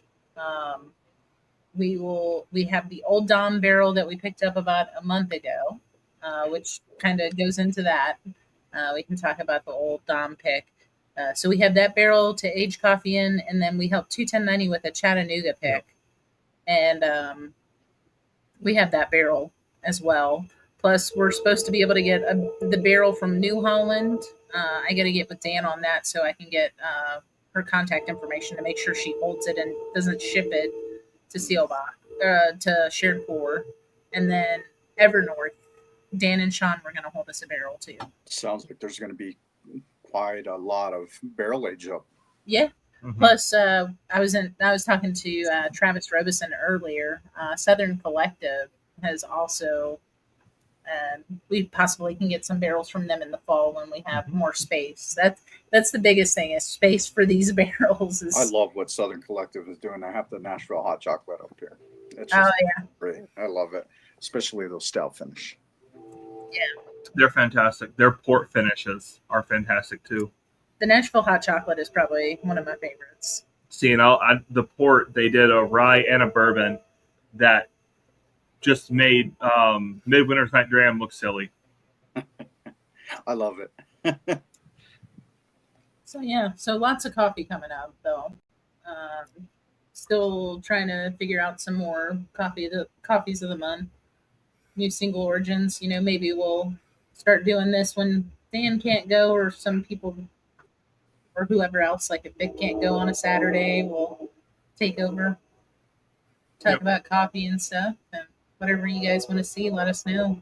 Yeah, you guys have a lot of projects coming out. So a bunch of different. Well, you got the churro blend up. You got some single origins coming out, coffee of the month, and then the cold brew kits. Yeah. And there's more behind the scenes that we're trying to work on. Yep. Yeah, And we're all. French, Go ahead. the French There's like presses this are coming whole out. side story in chat right now. Sorry to interrupt. No, There's a you're whole good. side story in chat right now between Jeff's Randall invested. Erickson and Roger Reese about their traveling experience and how much things they're shipping back and forth. And I'm like going back in the thread to fully understand the storyline. But at one point here, Randall's like, I sent back 2 boxes to UPS and still had to put 2 bottles in my check baggage. Like, what? I had to like go back to see. And they're like, oh, I went here. They're like going through all their travel history. Yeah, it looked Sorry, like I wasn't Roger Reese was just getting back from Seattle. So Yep. I'm sure he paid the lovely taxes Oh God, yeah. on Oh, bottles. geez, yeah. Damn Washington. That's has to be the highest in the U.S., man. So, like, personally, out of all the stuff that you guys have worked on, what has been some of your favorite stuff? As far as coffee, Coffee, yeah.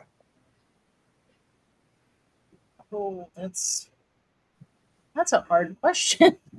I didn't think it would be that hard, but it is. I'm a sucker for Burundi. I love the Burundi 3, and as long as we can keep getting it, which has been pretty consistent, we'll keep doing it, and we'll probably barrel age it because it's a major component in what 4 out of the 6 blends now. Mhm. So Oh, wait.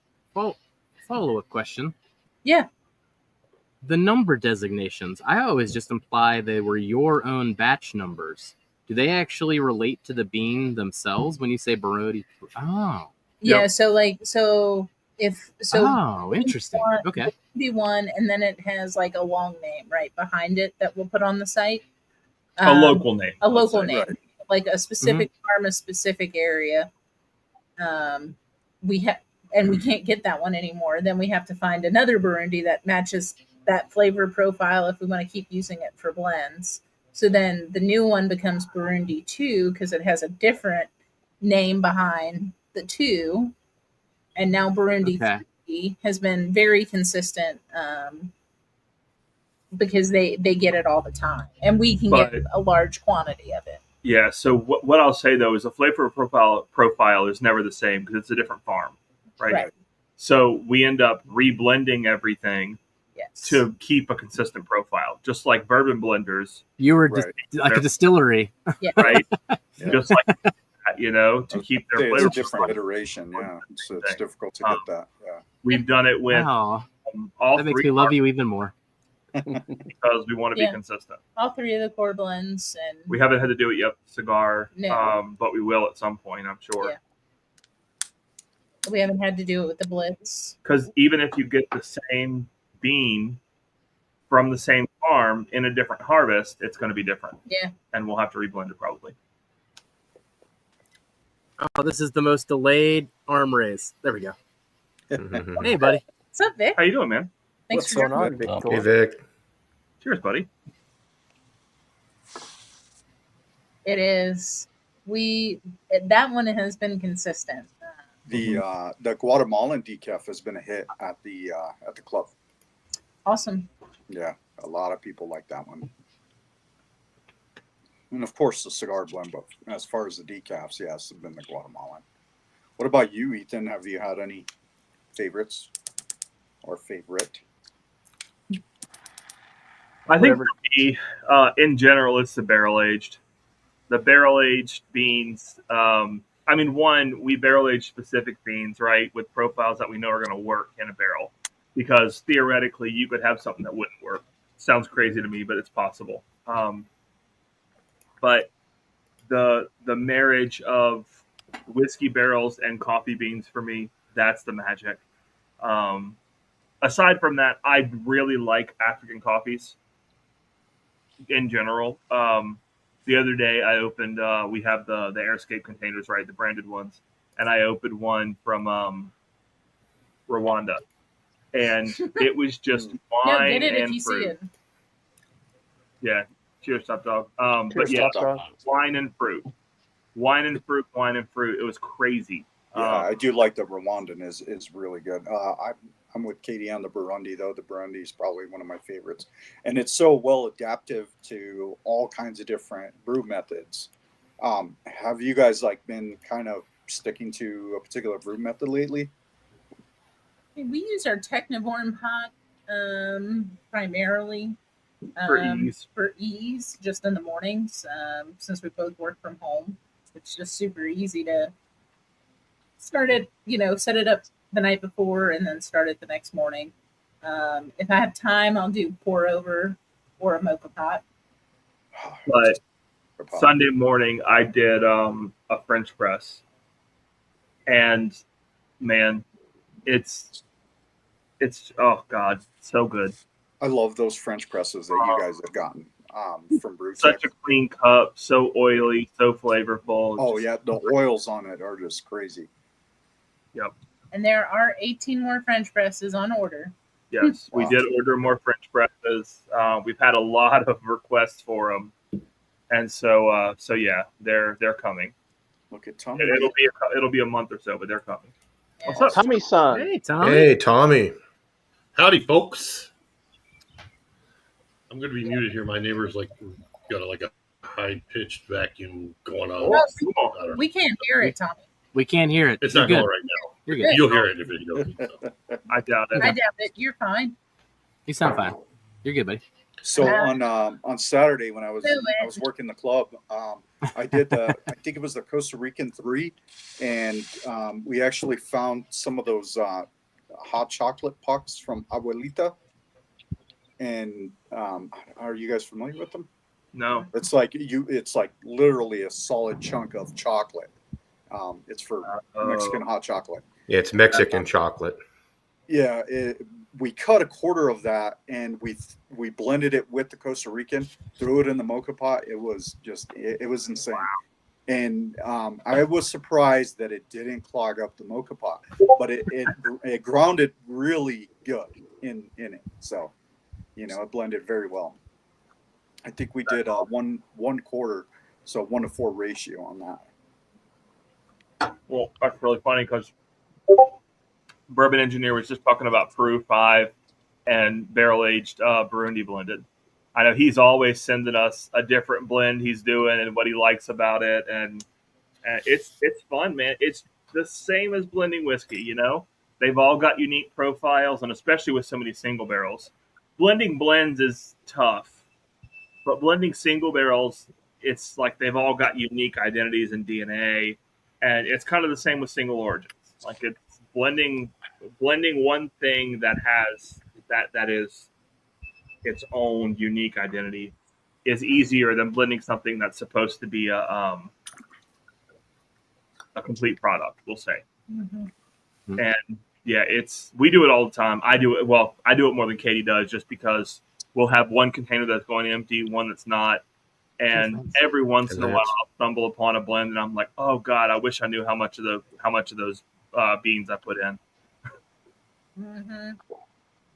Yeah, look at this guy, this Japanese fan. I was gonna say, got the fan going. What about everyone else on panel? Can you hear it? No. It just turned off. It just turned off right when I asked that. Oh, yeah, don't mute. We'll let you know if we hear it. Okay, sounds good. Yeah, you're fine, buddy. Yeah, I'm happy to mute you if I need to, Tommy. What? Vic probably drank all of his experimental churro blend already, huh, Vic? A what? Your churro blend. the experimental one that you got? The coffee? Yes. No, it's still new in the bag. Okay. Mhm. Starbucks, bro. Starbucks, my life. Yeah, he doesn't drink. Damn, you're about to get timed out for 3 months. Vic keeps his coffee like his bottles of whiskey, unopened, What you want, bro? and, I got too and on the many. couch, and on the couch. On the couch? What the fuck? Ed, you What's that? any favorites lately? For Coffee-wise? methods that coffee wise that you've been kind of sticking to. Dude, I'm rotating through the barrel-aged cigar blend and the churro now. Now that I got that, I'm getting a little low on the regular cigar blend, so I just put in an order tonight. So, Nice.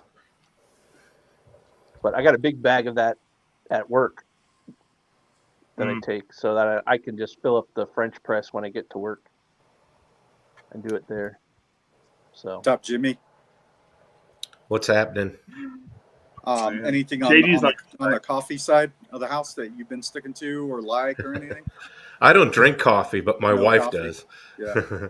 And she's been going through the samples that Katie and Ethan sent. And my wife's been a barista since 1990. And for the first 10 years, she actually roasted coffee. So Wow. she's really enjoying going through some of this craft, coffee. And she's made it through 3 of the bags so far: the Bardstown Blitz, the Action Jackson, and the Rwanda.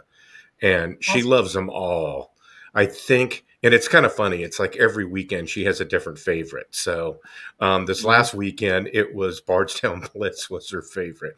But the weekend before, it was something else. So I think it's just whichever one is in her cup is her favorite. Right. So it's hard to choose sometimes unless you Yeah. go through them all over and over again. Yeah. And I mean, we can't thank like Jason. Lost Tommy. Jason and Scott enough. Mash and Drum and My Bourbon Journey for allowing us the opportunity to blend something for them for that event last year. That was outstanding, and it's probably one of our best sellers. Oh I yeah. was going to say it's stuck out like this whole year. It's been crazy. I can't believe it's been a year already too. Mm-hmm. so I know Gosh, you it has told been almost a year. yeah, coming up on it. Crazy.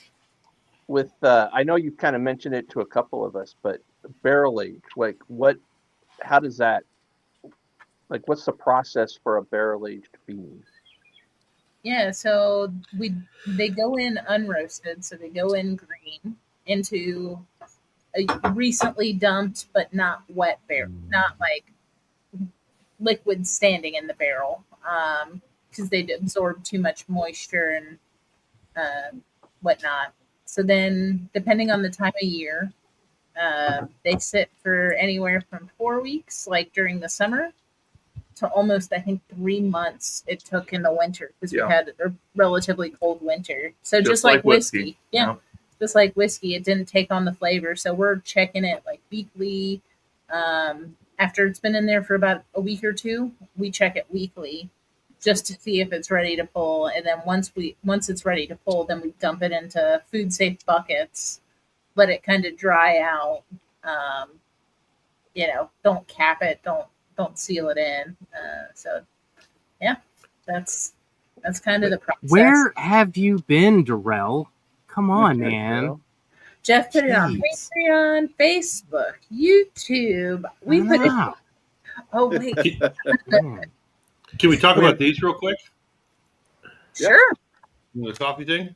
Yeah. I just want to put one note. Yeah. Don't let your Japanese wife touch them. Oh yeah. She broke it. She liked to put it this way. Put the handle down. Whoa. How did you manage to get it out? I used my knife, and I kind of I didn't really try to bend it out, but it was hard. At first, I was really pissed because I couldn't do it. But I ended up just kind of going around little by little, pulling it up. I mean, I tried medical clips to clip onto them and pull it up, but this little rubber part here is pretty good, pretty decently strong. Yeah. Yeah, that stuff It's got a little bit of scuffing around the so inside. good. Like every time I open it up, it's like when I first got it. Yeah, Yeah. Oh, Jeff, God. Jeff is actually the one that turned us on to finding those canisters. Yep. The one That was our first argument of the trip or of our new life here. Oh, with the suction things? Yes, they Yep. make canisters. Yeah. How your sister had the one that goes on the Yeah, bucket. we had the giant drum one at my house, and you were like marvelized by it. You were like, "Wait, what's this thing?" They make canisters that we could then brand with the same lid inside. Oh, that's what was up. That's- Oh, now I see it. Yeah. Yeah, so there was nothing to grab to pull it up, and the rubber around it was too strong. And then it suction down there. That's the whole point of it. Yeah, and then she's like, "Well, did you push it down more? Because I didn't push it down that far." I'm like, "Of course it pushed down more because I'm trying to get it out." Anyway, it was wonderful conversation we had before going to bed. We really appreciate that, Lance. Happy that you're enjoying the coffee. Happy everybody is. Yeah. Oh yeah, I left my brother half of the Here's good. churro That's blend, it. and he loves it. And I love walking in their kitchen every morning because it was it was I put it in a Ziploc, so it really wasn't that great of a closure, but it smells Yeah, wonderful. I would like to do the churro blend with a Stillwell Star Holiday. Oh Oh, yeah, the blend is fantastic. But yeah, I think I'm gonna do the last Stillwell I have of that stick with the churro blend. See how that goes. When So- you guys are aging the green beans in the barrels, only a certain percentage of the beans are coming in contact, with the barrel. Is there anything you're doing to agitate it or whatever so more of the beans come in contact with the barrel? Yeah, so we'll stir it probably once a week yeah. to Okay. where the beans are sitting in We've there. got a big wooden paddle. So, how full So are you filling a pull the head barrel off of with it then? green beans? So for cost purposes, we're filling it probably with. So the last barrel age was our biggest yet, and we did 50 pounds in each barrel. So Okay. it's a quarter of the way full. Not Okay. even not even Not that. even that. Less than a Okay. quarter. Yeah. Okay. We could probably fit 350 pounds of coffee in a Yeah. barrel. That'd be hard to turn. That would be an unmanageable. It would be It would be as heavy as a barrel of whiskey at that point. Yeah. Yeah. So you need T-Rob to fucking stir that shit. Right? Yeah. I thought you were rolling it up and huge down the paddle mix. driveway, Ethan. Yeah. I mean, I was rolling the empty barrels up and down the driveway. Heck yeah.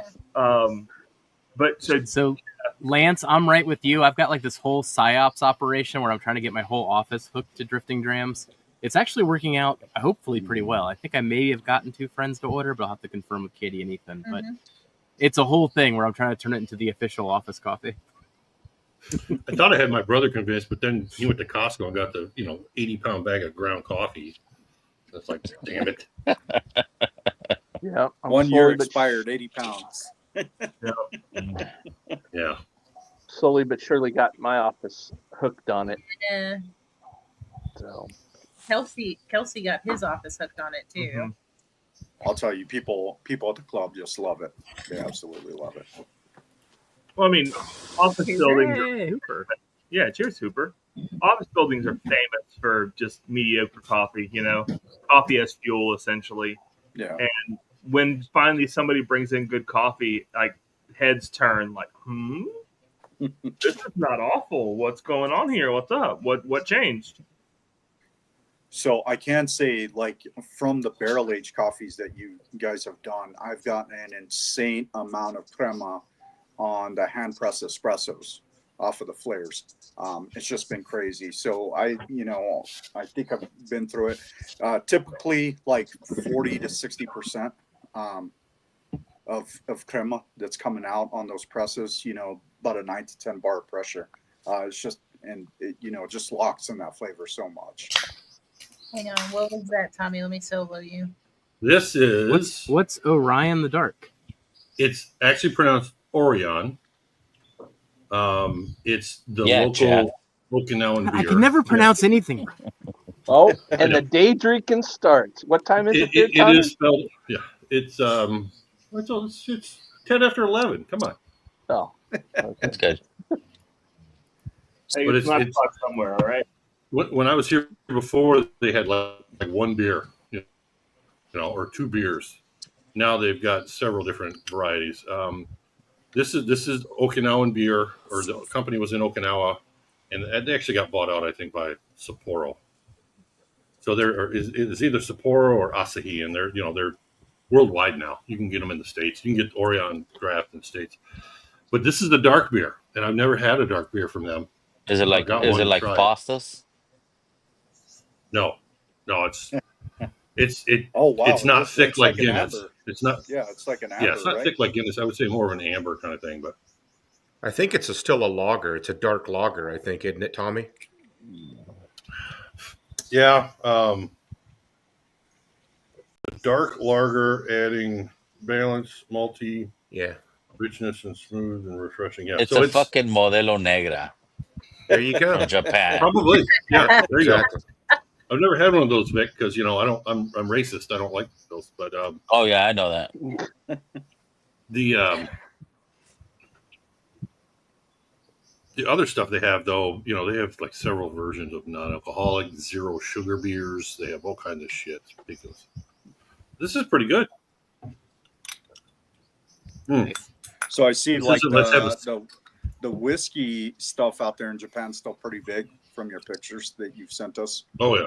Oh well, yeah. Jim Beam's huge out here actually because of Suntory. Bought him.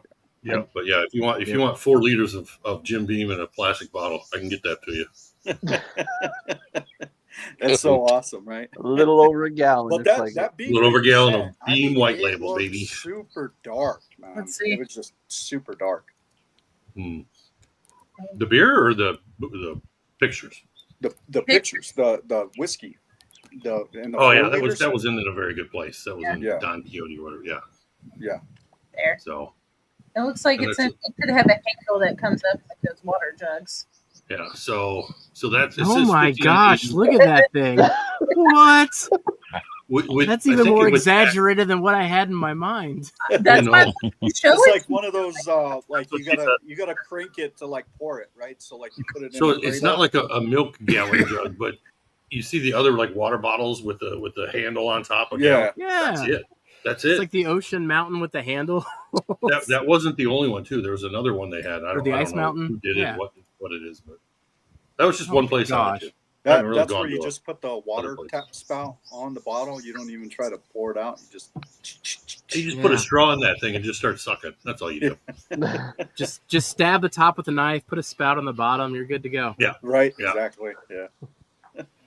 But they did have 101 Wild Turkey 101 8-year, for pretty cheap too. But I found it I cheaper on mean- Amazon. Their version's better than our version. Really? Based on the sample that Vic gave me, that's not even close. Oh, My so when I did my wild turkey. I forgot Vic's and uncle got him that. My, Sorry, Jake. My Japanese 12-year came out on top, but the 8-year came out last. And it was actually the regular Wild Turkey 101 that came in second. Mm. I'm not sure on Okinawa, since there's a lot of Americans and there's a lot of stuff. I'm not sure how much old bottles I might be able to find in a small part somewhere, small store somewhere, maybe down in the capital, Naha. But we'll see. I'm going to be looking. That's I pretty got to learn how to exciting drive. to get into that community there. Just don't buy any more, Tommy, because otherwise you might get in trouble. Oh, I know. I know. They had Eagle Rare 10-year for, was it $44 on Amazon? They had it. The Wild Turkey 101 was like for 20 some bucks on. We'll find out tomorrow. So. I'm sure. Anyway, I'm looking forward to sharing my experience with everybody. Man, that Turkish coffee. Rubbing it in. No. Patriot was just fucking amazing. I'm like contemplating. Now, if I come across a 4-liter bottle of Blanton's, I'm buying it. Yeah. That's so it'd the be like ultimate Tater. like basketball size. Yeah, I'm just imagining this like that'd be awesome. this giant horse on top of that plastic bottle cap there, you know. Right. It'd be a freaking Clydesdale on there. Oh yeah, there you go. So But with it's really filled with Budweiser. Sorry, Ed. the Tater Cakes Is there on a seal box, difference? is that a pre-sale or? No, they're bringing them in for us, so it's not pre-sale. So Awesome. I think Okay. we've in that relationship with them, we've gotten through enough of the picks where they trust us enough to just bring them in right away. So that's really awesome. good. So yeah, So no pre-sale there, and then the stickers, we did order stickers. So I think the stickers are supposed to be there Thursday. So if you order them today, there might be like a little bit of delay, but otherwise, I'm hoping to have my bottles by this time next week or mid next week. Hey, it's seal box. There's plenty of delay. Yeah. I don't know. They've been pretty good on us. The delay part usually comes from that pre-sale aspect. Though. Right. That's the thing. Yeah. I don't think everybody was always on the up and up about if it was a pre-sale or if it wasn't. Yeah, I think the So last sometimes one that we I got were from waiting for Soapbox- stuff. It was just them getting through 2/3. So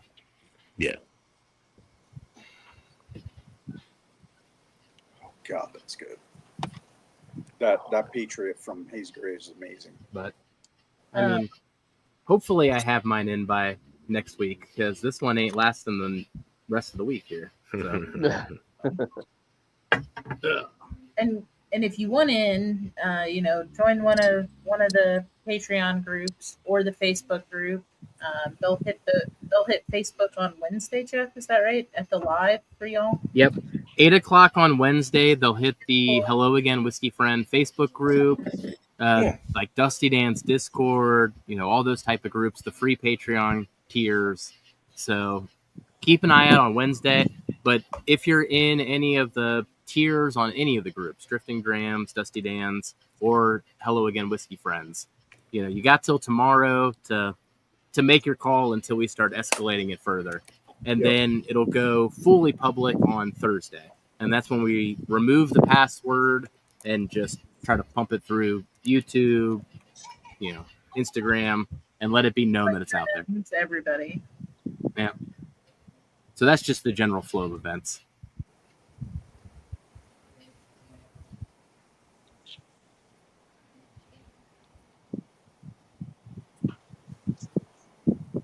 And Hey, that's a $5 I was not. Oh, they got the 60 bottles left thing on us again. I see that, Ethan. I was so worried about that with the Green River because do that with the copper and cask. You can see exactly how many left. No, they use Shopify to book weed, though. They make great colors. Yeah. Was this picked a high yield? Actually, no. Very smaller than expected. So there were only 137 bottles that came out of it initially. So Wow. then we had the, 8-9 people on the pick team pick theirs. I think there's 115 bottles that probably went out when we started dropping out the links. So Allegedly. it's a shorty, and Excuse me. maybe that explains some of it. Like, of course, we go and pick like a shorty barrel, That hit But- hard. but I mean, a lower yield even than the Green River. So you never know when you're going into it until they give you that final number, which is another weird part of this whole experience. a 6-year bourbon with 130 bottles, like that is very much a short barrel. Yeah, it doesn't make sense. A lot of brands are putting out 180, 200 bottles at that age. So basically, don't sleep on it too long. Oop, yes, Bye, Felicia. his stuff died. I bet. Yeah, bye, Felicia. Oh yeah. Didn't come out prepared, man. Rookie. I like Jeffy. Jeffy's fun. Oh yeah, He is fun. But Jeffy. yeah, when it comes to it. Jeffy. El Jefe. El Jefe. Hey, I bet he's back. Oh, there he is. Got him. El Jefe. Man, Ethan, you booted me. False. I'm not even sure what I did. I'm pretty sure the one thing I did was when I was animated, like my hand hit the table and might have hit the mouse and just happened to be in a spot right Oh. next to the window. Made Oh, no sense I'm- from my angle. I was just all of a When I sudden dipped gone. out earlier, I put something down and it hit like the side button on the mouse, and I'm like, what the hell? The back goes back. I'm like, what? I thought you guys terminated the stream. Like, oops, somebody did. And it was me. You killed it, Tommy. You killed it. Killed myself. Took I down the dropped that stream. sentence. I was telling everybody like the meaning of life on the back end of that sentence too, Mark. Damn. Yep. Jeff, you look like you got some sun, buddy. Is that still from the vacation? Probably from the vacation. Yeah, got some good sun. Could it be the lighting from the? I don't know. Yeah. A little bit of both. I go for walks incessantly around here too. Anytime I need to clear my mind or think, I go for a long walk. So I get some good sun, and my like skin takes it pretty well, man. I'm 50% Lebanese. My skin will take that. I like how it's dark. Oh yeah, you're olive. Yeah. That's what it is. That's a good. Yeah. Okay. You're dark. You know, Katie and Ethan, they're kind of dark there. Jake, you're not really dark yet, are you? Sky-wise, outside-wise? Skywise. It's getting there. We got a storm coming in, so. I think this is the first time that I've been lighter than Vic and Ed. Got about another hour of sunlight-ish. You're always in the shade, buddy. What? What was that hilarious comment? What? So you're always in the shade, bro. Oh, yeah. I'm out in the sun, I am bud. pretty shady. I am shady. I forgot about that. Yeah. Did you enjoy your time yesterday, Vic? Did you have a good time with your buddy? Oh, yeah, it's all right. Yeah. That's good. I haven't talked to you in a while. Haven't really missed it, though. So. Me neither, bud.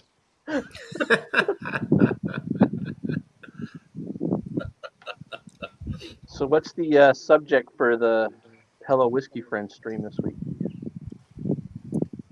So for the most part, we'll do a little bit on tater cakes, but then I sent Katie and Katie and Ethan. I sent Darrell and Kelsey. Wow. Your other co-host. Your other co-host. My other co-hosts. A whole sample pack. So we've got samples to go through. I'm totally curious on their opinions on. So we're gonna walk through a few more samples, just like we did last week with the one from Dayton. So last week we went through a Dietrich from Bella Dayton, and we'll kind of do the same thing this week. So some of my favorite things this year that they haven't had a chance to get their hands on, and we'll see if they agree with me or if they're ho-hum. I don't know. It's always interesting to get their perspectives. Nice. And then we will do a little bit of an after party, but that one will be more private side. So Marty's going live as well, so we'll try to balance all that. But no Jason this week either. So Marty's Jason's not going this week either? Nope. Did the Junkies go tonight? I don't know if they. No, that would be tomorrow. Monday, bro. It's Monday. Oh, it's Monday. That's right. It's Monday. Sorry. You're right. Monday Wait! Holy crap! It's Tuesday. They go on for Tuesdays. You. Yeah. It's a time machine over there. Okay. Yes. Well, I saw that the cigar guys were going on. I kept thinking the cigar guys were opposite Junkies, not Cigar Daily. Yeah. No, they're Mondays. Mondays. Also, Yeah. if you want to see Tommy, you got to look down, not up. Yeah.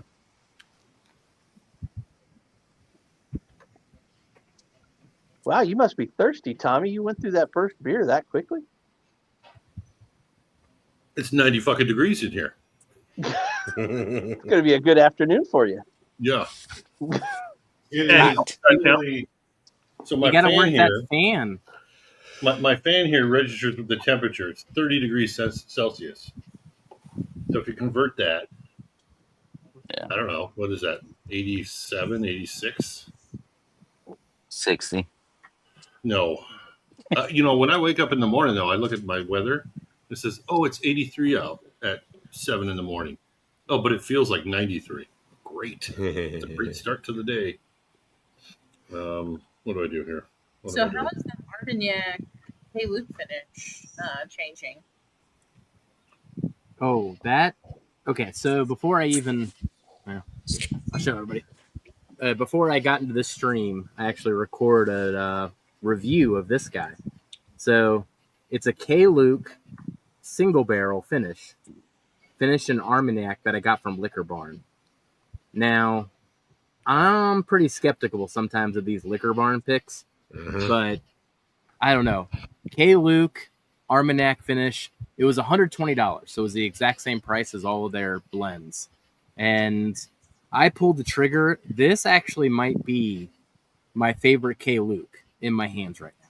So Wow. even better than the Keenan. Really? Now, Holy cow. I did email them. They're the only, or I actually talked to them on Facebook. This is the only Feels Armagnac like. cast they've done so far. So if you're in Northern Kentucky and you can get your hands on this, I just spoiled my review. But I want to try more of what K. Luke is doing with the finishing, because I think what's interesting is they're doing it's a single barrel, but it's actually a blend. And then the single barrel part of it's the finishing cask, not a single barrel of bourbon. So it's a custom blend that Jonathan and Jennifer agreed upon before they put it in the finishing cask, and then that's the outcome. And this is my favorite bottle of K. Luke so far. So Wow. They're all around town here in Lexington too, Jeff. the red label ones, Yeah. Every Liquor Barn here. Well, at least the 3 that I regularly shop at. so if you see the Armagnac, you know my opinions on that one. I can't talk about the other ones yet, but I'm going to give the other ones a chance now. There's a Cavados one, which is probably my least favorite finish. Maybe I'll give it a chance because it's K. Luke. But if I find a sherry finish, I'm for sure pulling the trigger on that. But these got my attention all of a sudden, where they didn't have my attention before.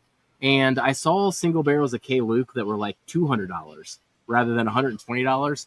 And that would have been, I just said no. But the fact that it was the same price as the blends, I gave it a chance, and now I don't regret it. So I'm with you though on being skeptical of Liquor Barn, store picks, because every Liquor Barn you go in has 100 single barrels on an end cap, and you want to buy half of them, and and there's at every Liquor Barn here, there's at least 2 different 6-year Bardstown Bourbon Company picks. And it was like, and then Total Wine's got them too. And I was so glad when you guys did one, because it was like, I didn't even know where to start. There's so many different ones to find here. So when you guys did it, it was like, well, at least, I know some of these folks' palates well enough to have some faith. It's always easier when you know the palates and you know who to trust. I mean, especially for pulling the trigger on something like that. But I don't know. I think that's the weirdest thing about the experience now, the last 10 years, is my skepticism of store picks versus my advocacy of the group picks. Like the group picks, when I know the palate, the store picks are, I don't know. And you don't know what they're picking for. Are they picking for volume? Are they picking for taste? Are they picking for the standout barrel? I mean, OHLQ in Ohio is like, are they even selecting it themselves? Yeah, or they just like buying it and just saying, send us something and we'll sell it. Slap our store on something and send it to us. That's why there's in Lexington, there's 2 independent liquor stores that I trust. I know the guys that are picking their actual 2, and I know the teams that are doing their picks for them, and I trust them. But yeah, that's how I do the picks. We all know. I'm just kidding. Yeah. Total Wine Rep. No, very good. Speaking of which, don't we have a single barrel guys, farms? Yes. Did you lose a raffle? Yeah. What was that?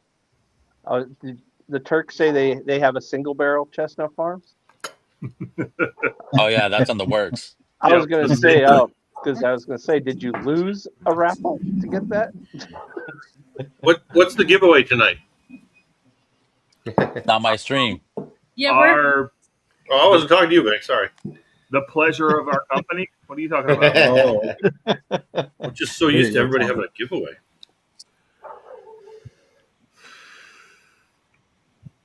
Jeffrey looks just Giddy. Flabbergasted. Well, actually, so He's on the phone or something. we just did a patron giveaway. He's probably talking to Dana just off screen. We just did a patron giveaway Cheers, Candy. after our trip. It's a coffee cup, right? Join our Patreon. Get free The coffee. coffee mug. Yep, it was the coffee mug from Rocky. Saw that. I Yeah. saw that. Yeah. Rigged. We end up doing a giveaway for the cold brew kits. Yep. And letting somebody from the Patreon And we have some be other another mugs. tester. We have some other mugs in the works too. We Yeah, were I talking gotta- about that on the Discord about cold brew, and I asked I think it was Jake and Kelsey about like taking the French press and kind of not doing hot water with it, but doing cold water with it. That would take like a long time though for the cold water to, I guess get what it needs from the beans. But So what is your take? sorry to interrupt everybody. I gotta go take off tonight. But Yeah, thank you so much for Ethan and Katie Cheers, for Jeff. hosting an amazing Monday stream that had I think, record number of people for Drifting Drams. Now, we got like a sample size of 3. But record number of people. So thank you, everybody, for showing out tonight. Thank you, everybody who joined us tonight. And I'll catch y'all later. Yeah, Cheers, thanks Jeff. for all the information. Appreciate Thanks you, for buddy. joining. I was just wondering what somebody else's take was on it. Yeah, It'd no, be better to like. that's a not a bad way to do it, Tommy. About 12 hours. If 12 you're gonna hours. put Yeah, it, that's what I was thinking. well, no, about 12 on the counter, about 18 in the fridge. Oh, 18 in the fridge, yeah. Probably just pack it a little bit more and put hot water and then just pour it over ice, kind of thing. That's Maybe- another Maybe not hot boiling water, but I don't know. Warmish. That's another option, but I don't. I have a feeling iced coffee over here is going to be the way to do it. Yeah. So yes. Agreed. Honestly, Yeah. I'm kind of there with you. That's what's in this. yeah, You just walk down the street to Starbucks, bro. Cheers, Richie. Yeah, all right. Cheers, Richie. Cheers, Richie. Cheers, Richie. I do like some of those they Japanese got coffees, Starbucks though. over here. They got nice places. It's crazy, Starbucks. We drove by some the other day. I was like, holy shit. Because when I left, when we first, before I left here, not too long before I left, sorry. Starbucks was just kind of getting really popular. And, we're talking 20 years ago, people. So they had a couple Starbucks over here. And of course, Americans were going crazy for it, but it was not the same. Katie's gonna dip my ass. Oh no, I'm not There gonna. was a lot of people that didn't like it. What now I it's- liked on the Japanese side was they had those vending machines that would keep the coffees heated, and I could just go to any vending machine and grab a warm coffee. Hot or cold, whichever one you want. Boss Coffee. Yeah. Oh, yeah, they're all around. They've gone up in price, so holy shit, dude. I mean, when I was here before, it was 100 yen, 110 yen Mhm. for a soda, coffee, tea, whatever you wanted. Now they're up to like 120, which is the low end, to 170. So I don't know. I guess if you do the conversion rate is only like $1.30, whatever. No, yeah. So, what'd you ask, Ethan? I was asking what the conversion rate was. So, Yeah, right now it's like $143, 143 yen to the dollar.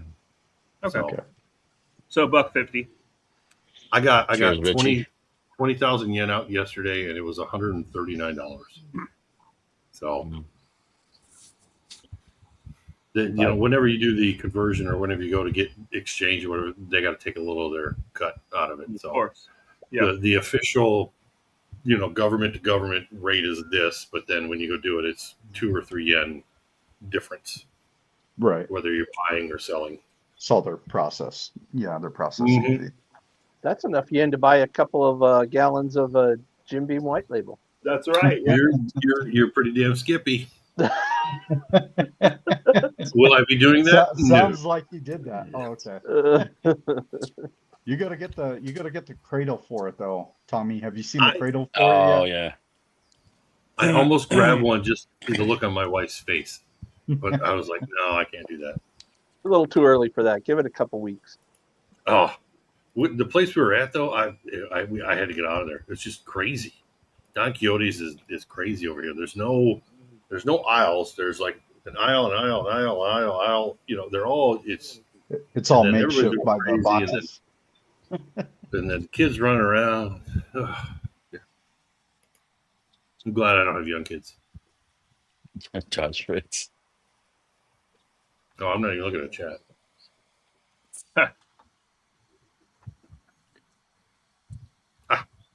My wife is working right now, making me money. But I will let her know that, Mark Eminecker. I will relay. That's funny. Yeah, I don't know about that. He's gonna come home and find Tommy drunk in the apartment. Yeah. You know what she'll say? You drink all my beer. Yeah. Actually, So I'll drink whiskey then. I'm gonna get up and go get more. I'll go down there, dude. We're talking like 3-minute walk to the grocery store for me. So Nice. Oh, that's awesome.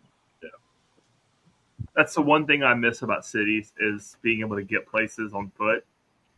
But me then too.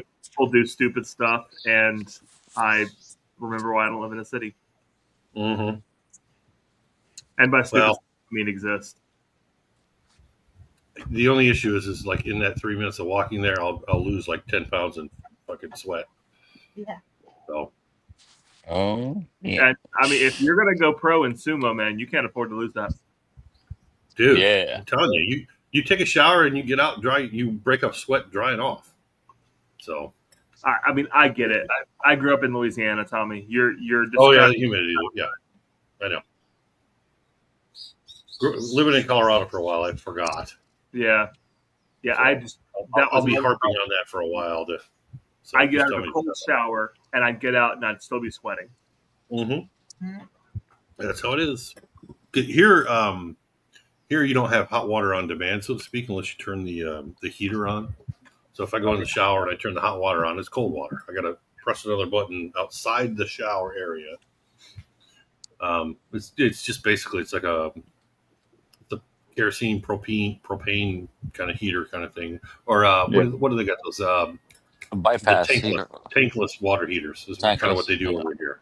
Yep. So Well, yeah, that's you do how that and- that's how Europe is too, and well, Europe specifically the Yeah. UK. There goes the shit show. And Hello, everyone, Excuse me. except Vic. Yeah. What's up, Mark? Oh, that beer's April. getting you. Cheers. Yeah, y'all. cheers, man. Cheers, Dan. But yeah, I mean, every place I've been to in the UK, the faucet is mounted on the wall on this like thing that protrudes, and that itself is a tankless water heater. There, it's just easy wow. because everything is already 220, so they can heat it up at a lot lower amperage. They can use smaller wires and everything, and they can have a small tankless heater that will actually allow decent hot water flow. So they don't use gas; it's all electric. Typically, yeah. Now, I don't know about outlying areas, but no, actually, even Inverness and the small places we've been, it was the same thing. It was all electric. But again, it doesn't need to be anything else. 220 makes it easy from the electrical side. I'm not sweating anymore. Can you see? Under boob sweat sucks. We see some. Tommy, you need to tuck some other material under there so it won't soak through your shirt. Get Yeah. some toilet paper. Get some. Kinda tuck What's it it under called? You got to Get get some some body Noom. glide. Is it Noom? Is that the stuff you Yeah, put all over the body? Noom for body the- glide. Yeah. It's some it's very Noom hard under to tell people to tuck themselves up. Dude wipes, Dude please. No. There you go. Like Yeah, you know what? antiperspirant for the underboob area.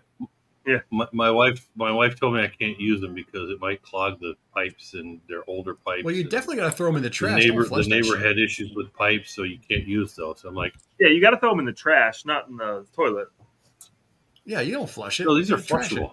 Those No, are no, Not flushable. there, they're not. But No, Yes. You know what? any We of had a those bunch of flushable wipes.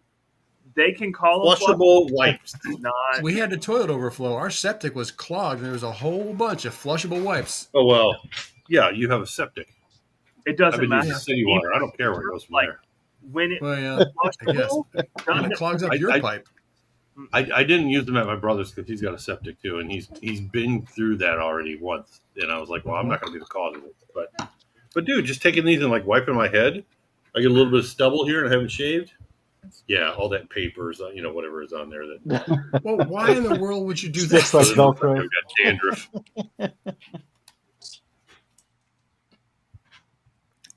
Give me 6 months. Oh, someone clip Ed. Someone clip Ed.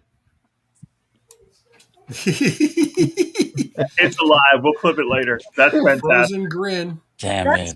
That's a great. It Wow. really is. Yeah. Who's tickling There you him? go. That's better. That's Oh, a, with drifting drams over there. Yeah. Oh, What happened? nice. We'll still have it. you were frozen, but you had the biggest grin on your face. It was That's awesome. This. well, Dan, at least it wasn't me asleep.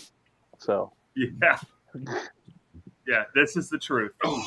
They will flush. They will not degrade.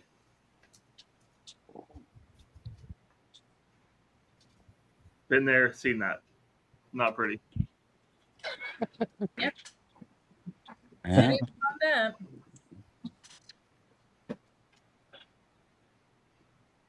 But we haven't ordered. Here I'm thinking, life-changing event moving.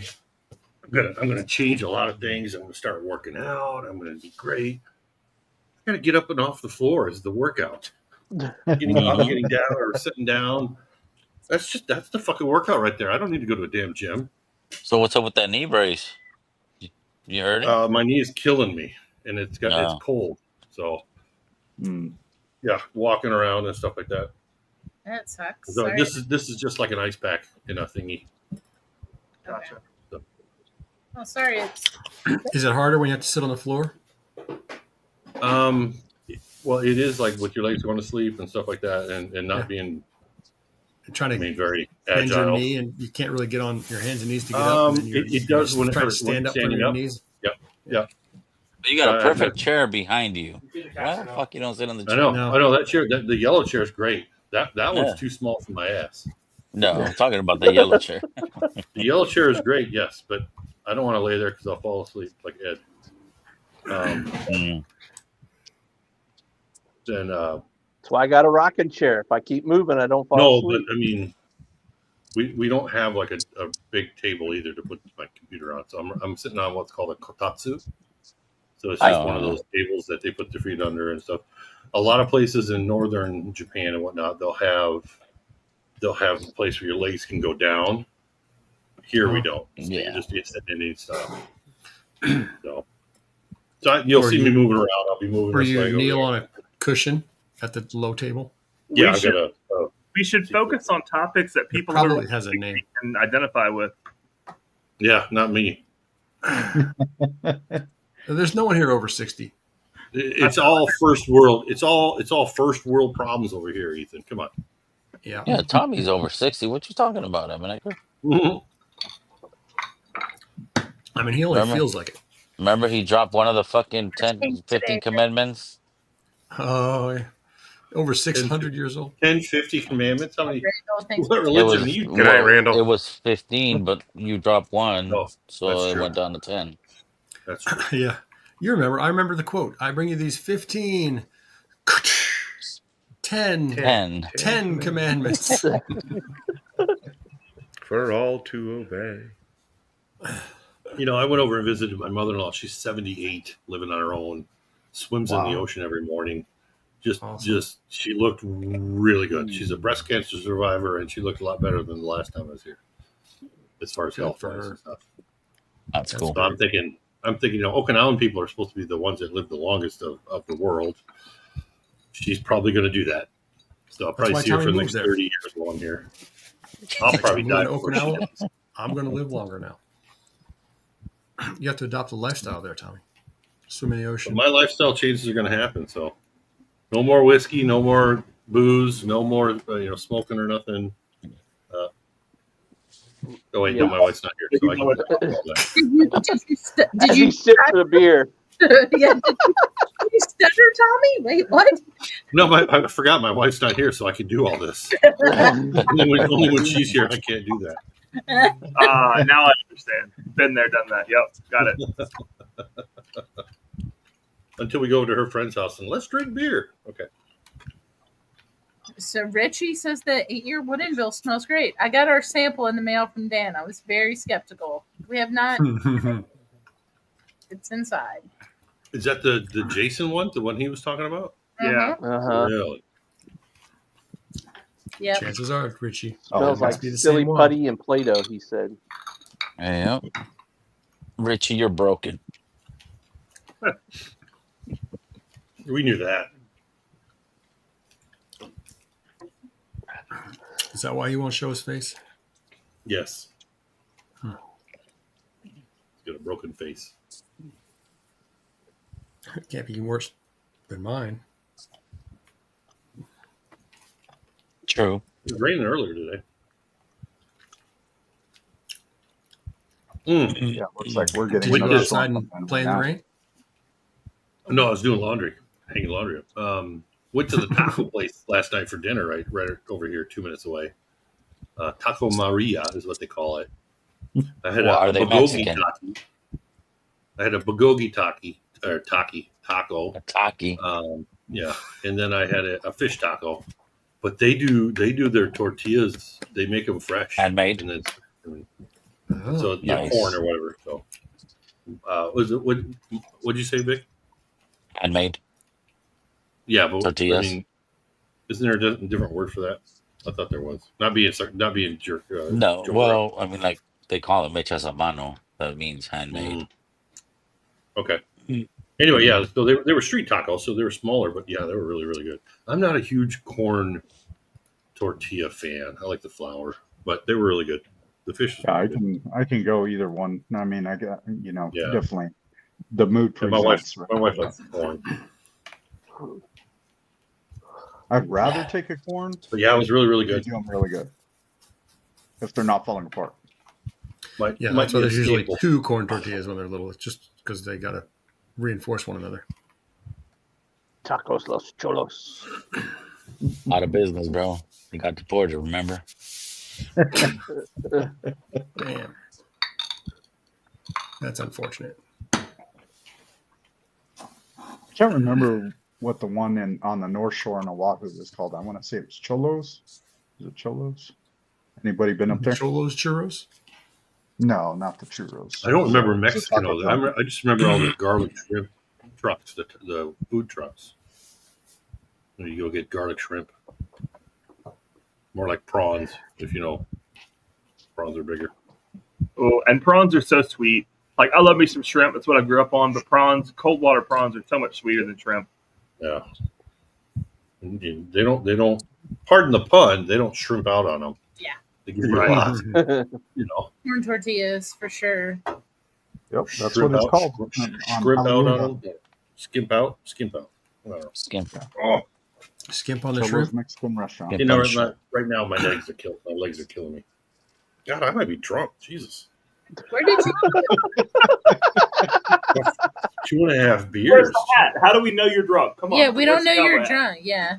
There's no The cowboy. hat is in the closet in my brother's spare bedroom. Oh my He's gonna god. have to. He's gonna have to find another It's going to ship type it. of Japanese hat to wear now. Yeah. No, Those tortillas that you got for the When he puts on the headband. Yeah. Right. Very good. The what, Katie? They're talking about the tortilla.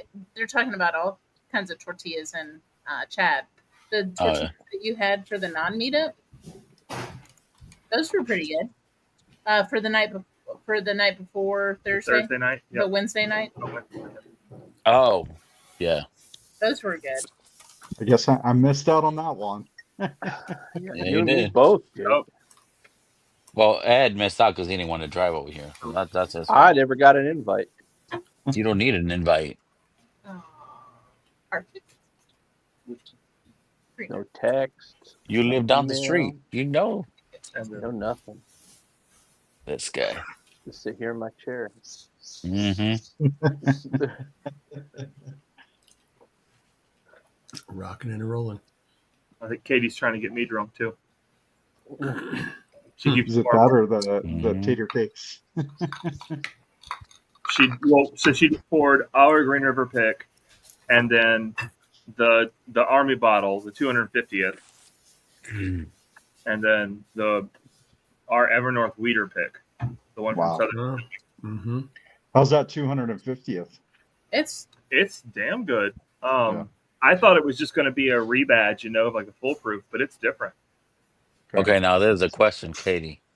You need to try that Green River with the fucking other Green River, The weeded? the weeded. Not tonight. Not tonight. I didn't There was say some tonight. boundary set right there. I knew where she was going. I had to nip it. It's good. We're fine. But yes, I agree. We will, Vic. We will.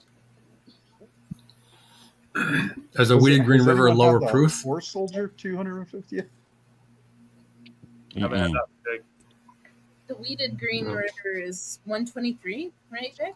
Oh, I okay. think so. Yeah. 123 or 127, I forget. That's the pick? Mm-hmm. A weeded pick? Mm-hmm. Yeah, it's from a store out there by Vic. Okay.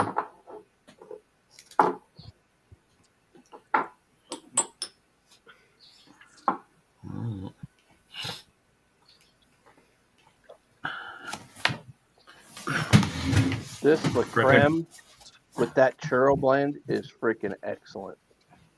Yeah, I could see that. That cigar and coffee pairing is really, really good. So, Richie, the Tater Cakes link will go public and for free tiers on Wednesday during Jeff's stream. We'll get that over there. Yeah, that'll go down. It's hard to believe that Short Barrel didn't go. So Works for a barrel. just to give everybody some nostalgia, here we go. The Tater Cake. Oh, yeah, there you go, Tommy. That's not a short barrel. It's 130 bottles. That was Okay. like yesterday. They were describing it as a short barrel. Is it like this, Ethan? We're still soloing. Yeah, wait, I thought everything was Wait, supposed how to was it? Oh, shit. I'm going to have to That was draw aggressive. a cowboy hat over Tommy on the screen. I'm going to have to get one of those whiteboard markers.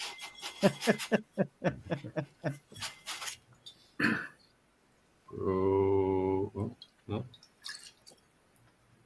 Well, it's not your pick, but it was a prize. It's going. Boy, that's still Austin on a rock.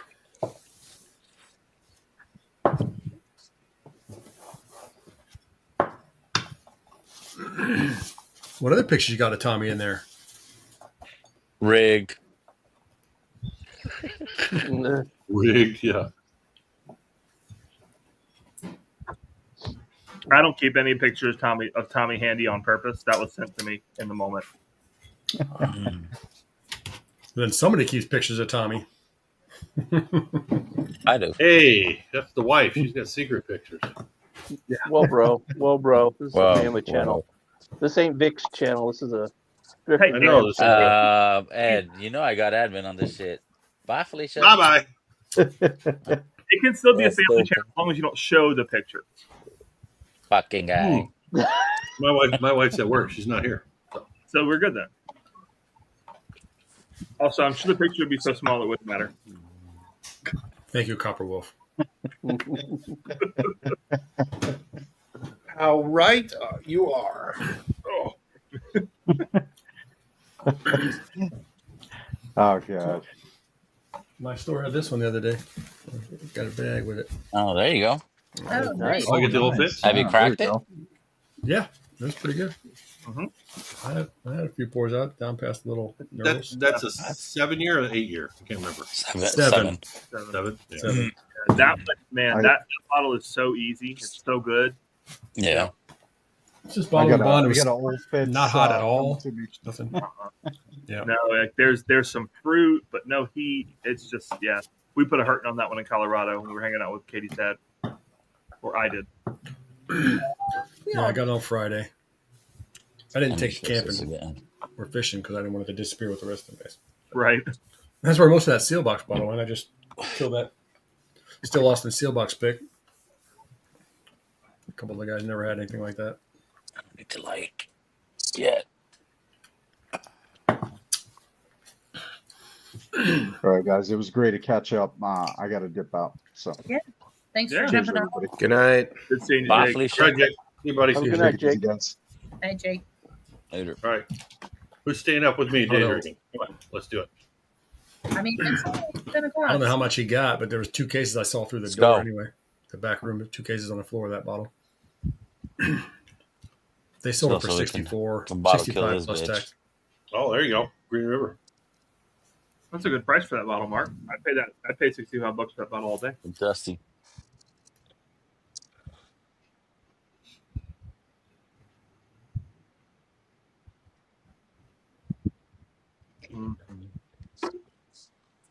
Mm-hmm. And I found $5. My internet just hiccuped. And I saw it in New Jersey for like 200. I laughed at the lady. It's like, no. Yeah, Fucking rude. It was kind of rude, honestly, but whatever. it was more rude on her part to market at $200. Yeah.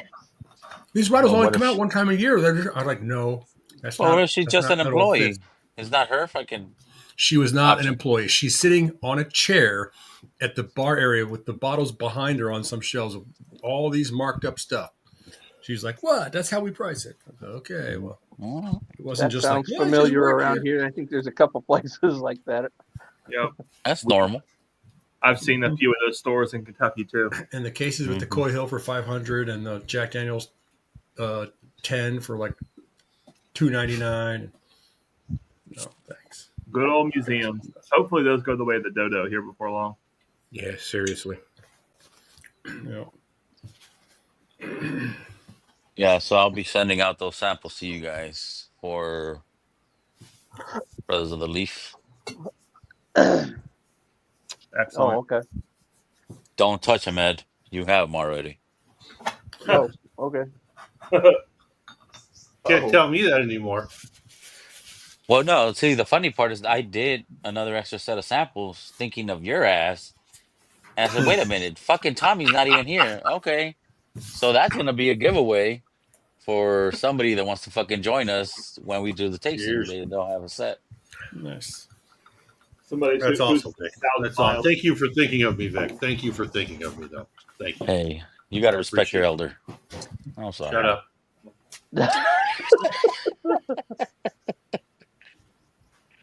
Mama raised me right.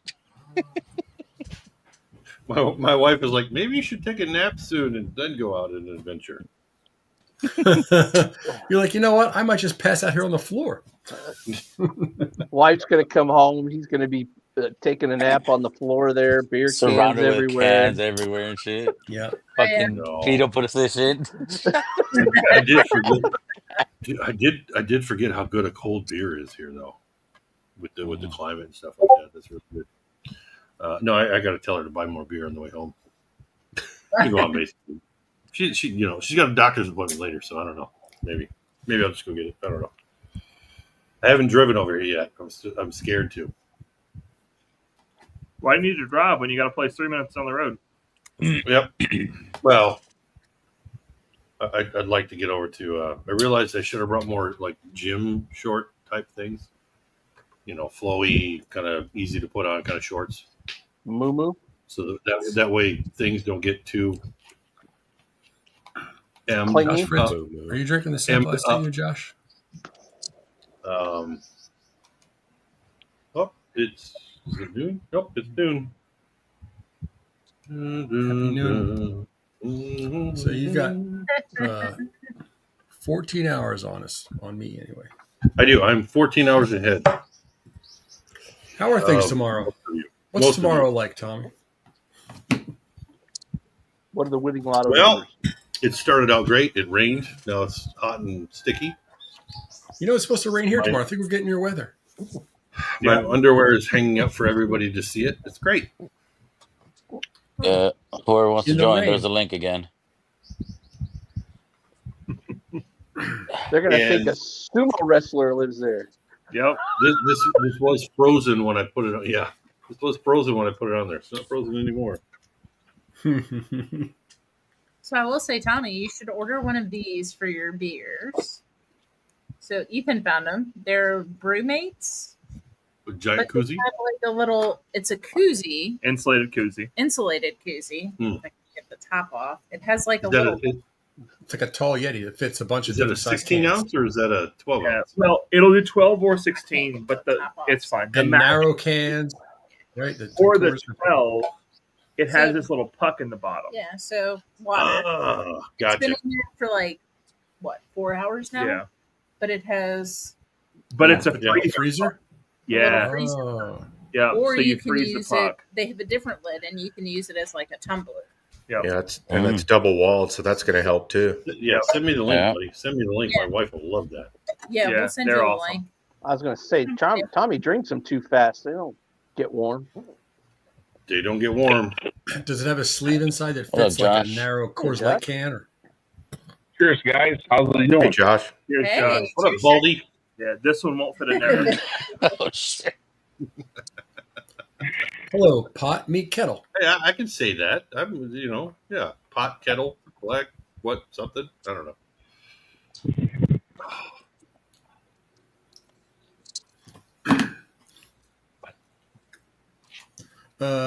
Yeah. So Josh, is that the sample that you got that I sent you, or you got a different?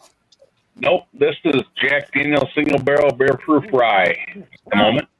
Yeah, I was Oh, Jack Daniels. I'm thinking Old Forester. I was confused. I sent you Old Forester, didn't I? All right, never mind. The Old Forester Yeah, stuff is awesome. I really, really like it. Wish I could find it around here. That was a raffle drawing that I got that one in. Nice. It's good.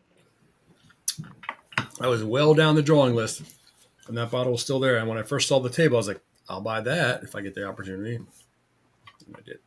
It's good.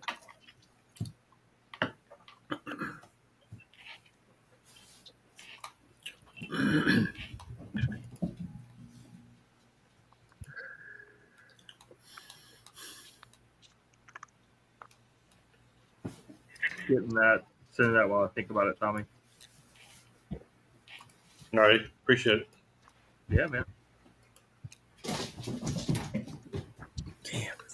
Yeah, because like when I go to the building to roast coffee, I'll bring like a canned water out, and it gets so warm because I forget. Like I get busy, forget what I'm doing, and Ethan found these, and I'm like, "This is the best thing ever." Shit. I don't have to drink lukewarm water. Nice. Yeah, the Yeti ones I have are awesome.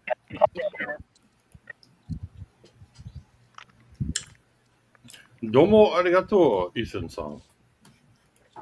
I Oh, Oh, Yoshinoya. Amazon Monet. Okay, Amazon too. Right. Yeah. Change country. This screen is available on Amazon.com. Change countries and continue. Okay. Go back to the States. Nice. This There you go, is John. John Cloud. I mean, yeah, that's Brewmate. Brew mate. a selection. Brew mate. Your Japanese sounded great, Tommy. Thank you. Appreciate it. Oh, I want Your the name is lilac. The lilac Tomu? dust. Yes. To pronounce my name instead of saying Tom, it's Tomu.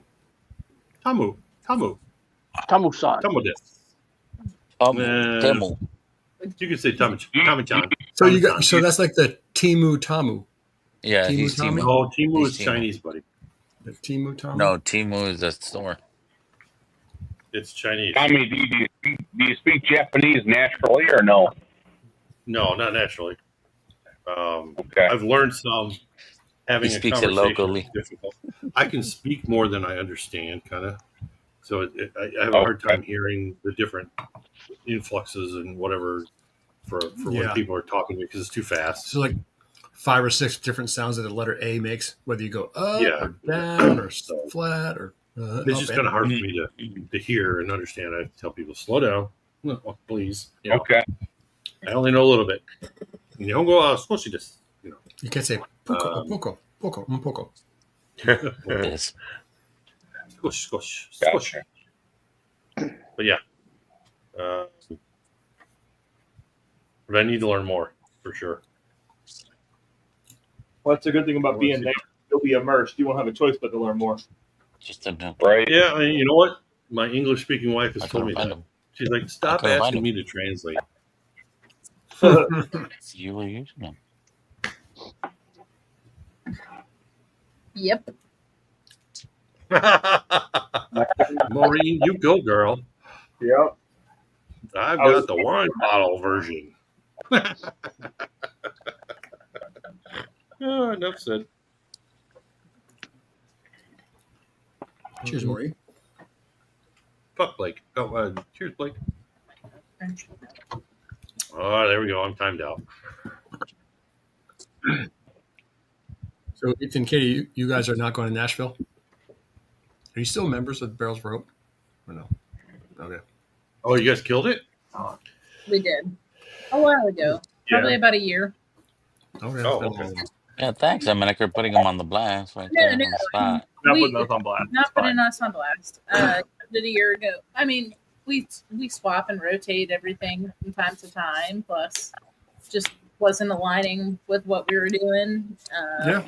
Get an opportunity to do more picks, and wanted to spend the money buying picks. Oh, yeah. That makes sense. Yep. But I mean, we're only a couple hours from Nashville, so you never know.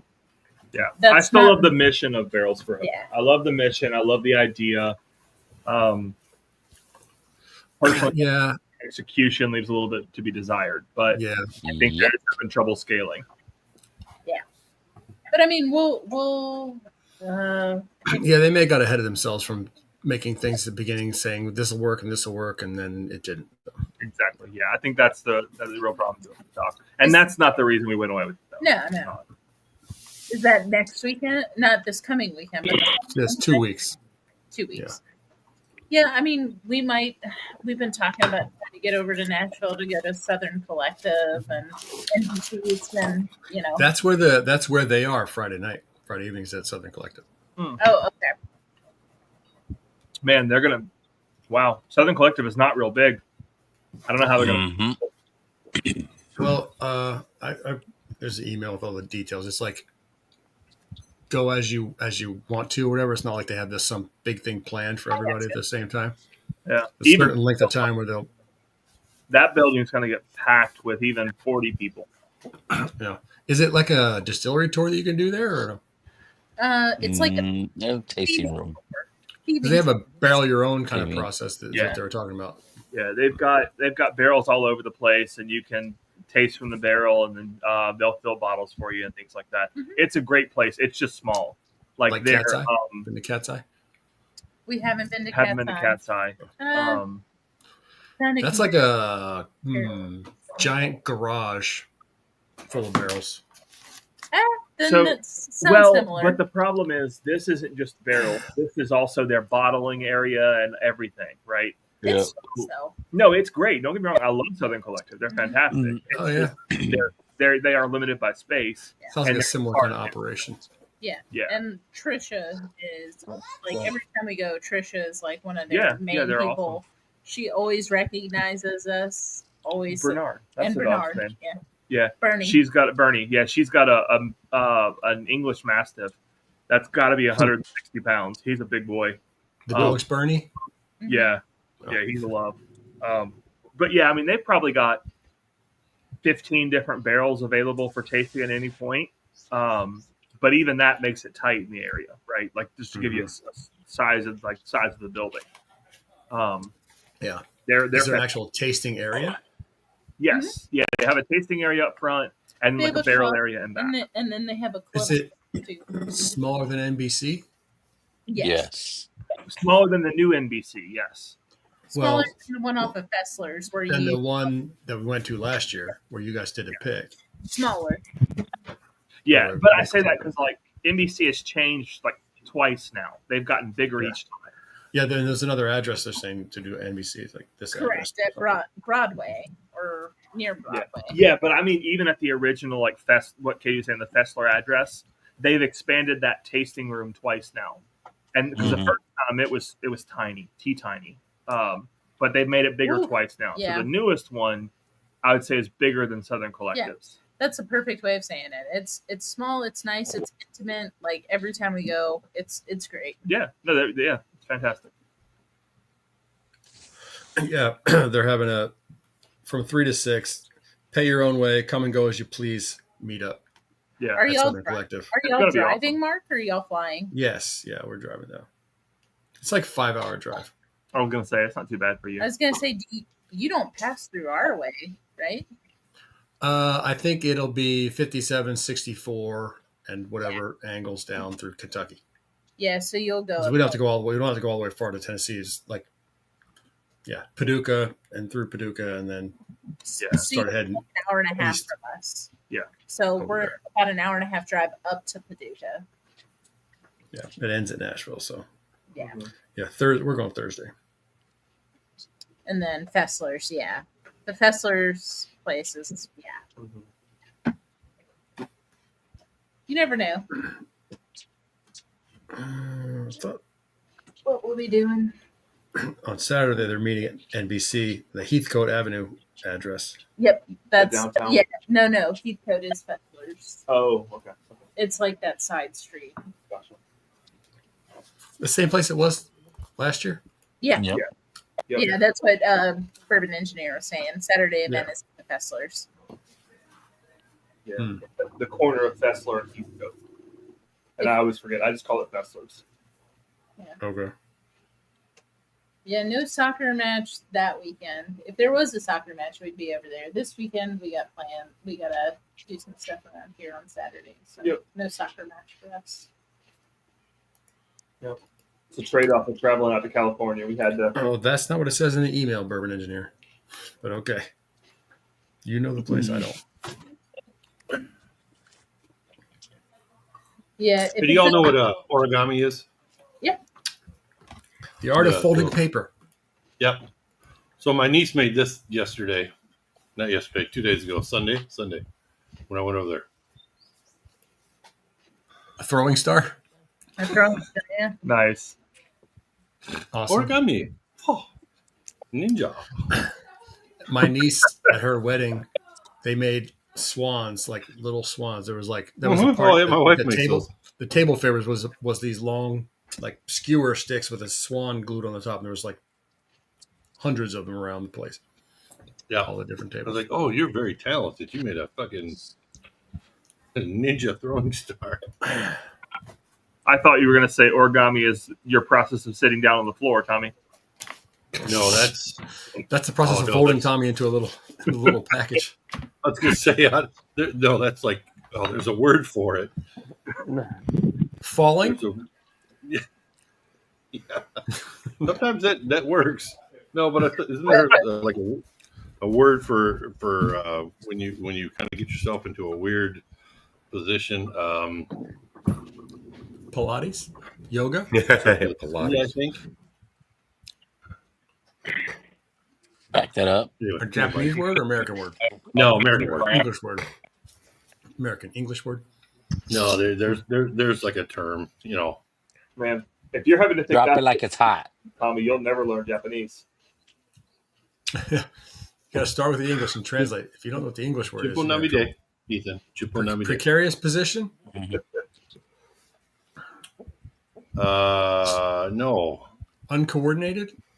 What happens when you bend something that isn't supposed to be bent, or it breaks? You sprain. You brittle. Bind. Oh no! Flex. Something fits into a small place, but they're not. Cattywampus. Cram. No, cramps are the ones he gets when he gets up. Oh yeah, cramps. Cramps. Cramps. That's right. Yeah. Cramps. Mm-hmm. When you try to fit something into a place. Oh, Maureen said it. Contortion. Contortion. Yes, you got to be like a contortionist. That's what I was trying to think of. Thank you, Maurice. Tommy is a contortionist. Maureen. And Hooper said it right after. So congratulations, the two of you. You understand Tommy. And there's something to be said about that. Something. Yep. Something. Yes. Yeah. Something. I can bend. I can bend in different kinds of ways. No. Oh. All right.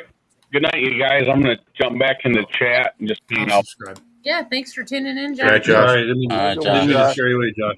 See you, man. Guys, say something. Tommy's not that frightening. Godspeed.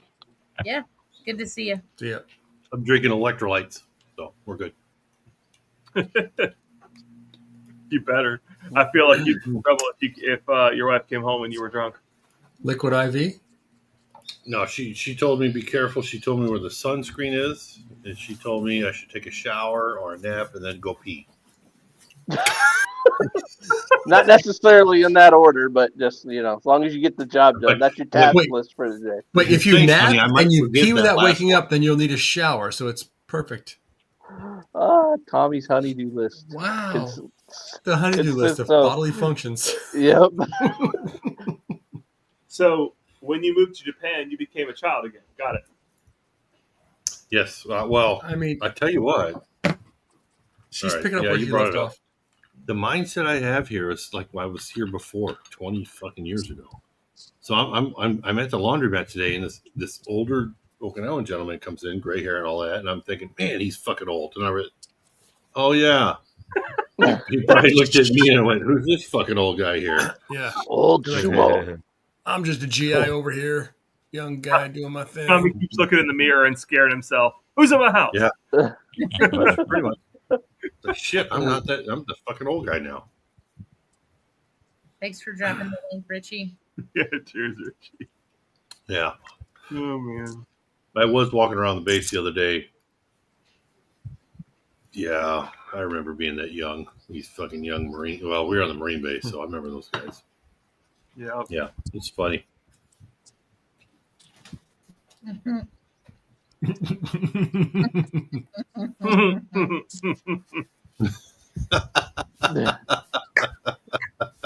There ain't nothing sweet about my wife. I don't know what you're talking about. I mean, it does track. You get yourself showered. You go to the bathroom. You're what else? My wife is mean. You people don't know it.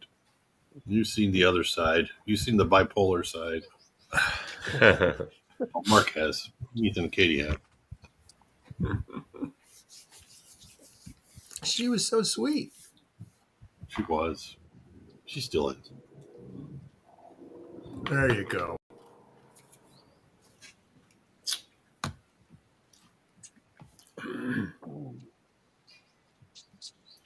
No wind anymore. Jesus.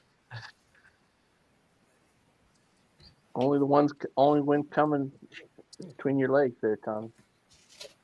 Oh, Jesus. Fucking Ed. And that's a swampy wind. Hence the shower.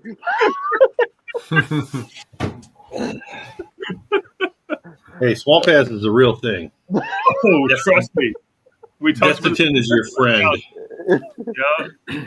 It was pretty hot fishing this weekend. I'll tell you that. Anybody who doesn't live in the South, when you visit the South, bring some damn baby powder. Yeah.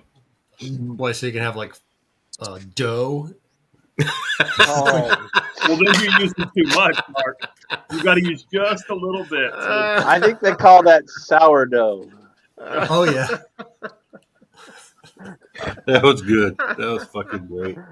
Yeah, then you're using too much, Mark. But I have seen people who've done that. Yeah. Joe. And depending on hygiene, you might actually make bread. Yeah. If it rises, you're in trouble. And you get plenty of yeast down there, probably.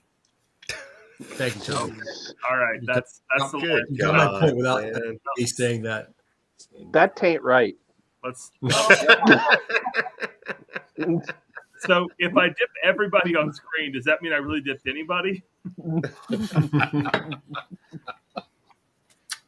Oh, out of Okay, hand, we're Katie. done. Dip Not yourself a and hand. leave the Take idiots here. control. Next thing you know, we'll be throwing the M word around. I know. It is definitely that old here. That's what the powder is meant to prevent, right? Well, Or help with absorption. Manage it a little bit, yeah. Mm-hmm.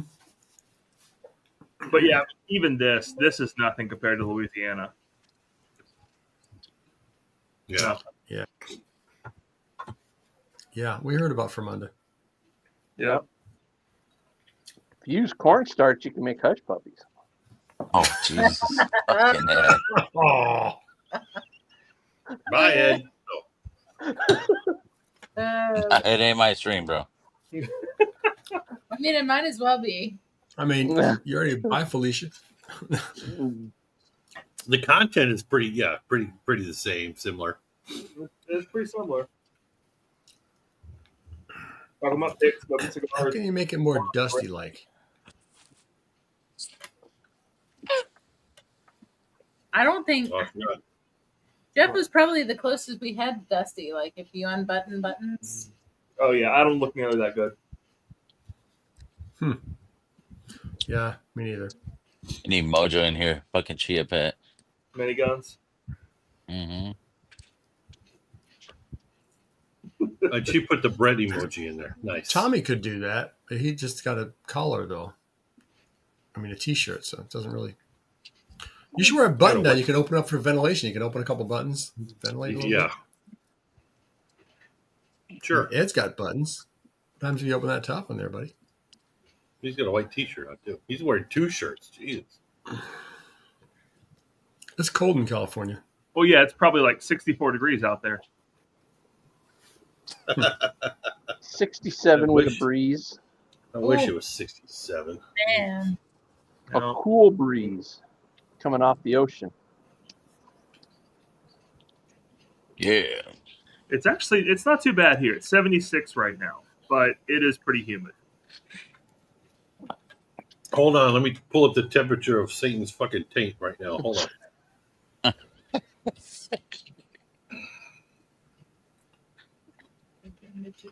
Are you checking on a different continent? 66 here with 85% humidity. Weather check. Getting close to fog weather. Feels like 115. That's really, really warm. 67 Dude, when I feels like back from the, 65 and 82 humidity. God damn. It's not raining. I don't know what they're saying, but I guess it was like the most pleasant. The unmeetup. I got off the plane in 75, Phoenix at 12. 75 degrees dry. outside. Yeah, but that dries you off in a hurry, though. Yeah. Yeah. Because it's like what humidity there is like 10% or something. This for you, Vic. What? Hold on. Hot, sweaty. Didn't like What kind of a weather forecast is that? noise. It's the WT forecast app. What the forecast? Yep. Yeah, when we were in What the Shanghai, forecast? when we were working in Shanghai, woke up a couple mornings and you look outside and it looks all foggy and everything, and it's so it's overcast, looks foggy. It's like, oh, it's finally going to cool off, and then you walk outside and it's 98 degrees. It was like, It's oh, a it's like, sauna. God, 200 more to go, Turks. It's a hazy sauna. Thank you guys. I think we were at like 288 or 287 tonight. So 300. Raining a little bit around us. well, yeah, earlier tonight we were. Congrats.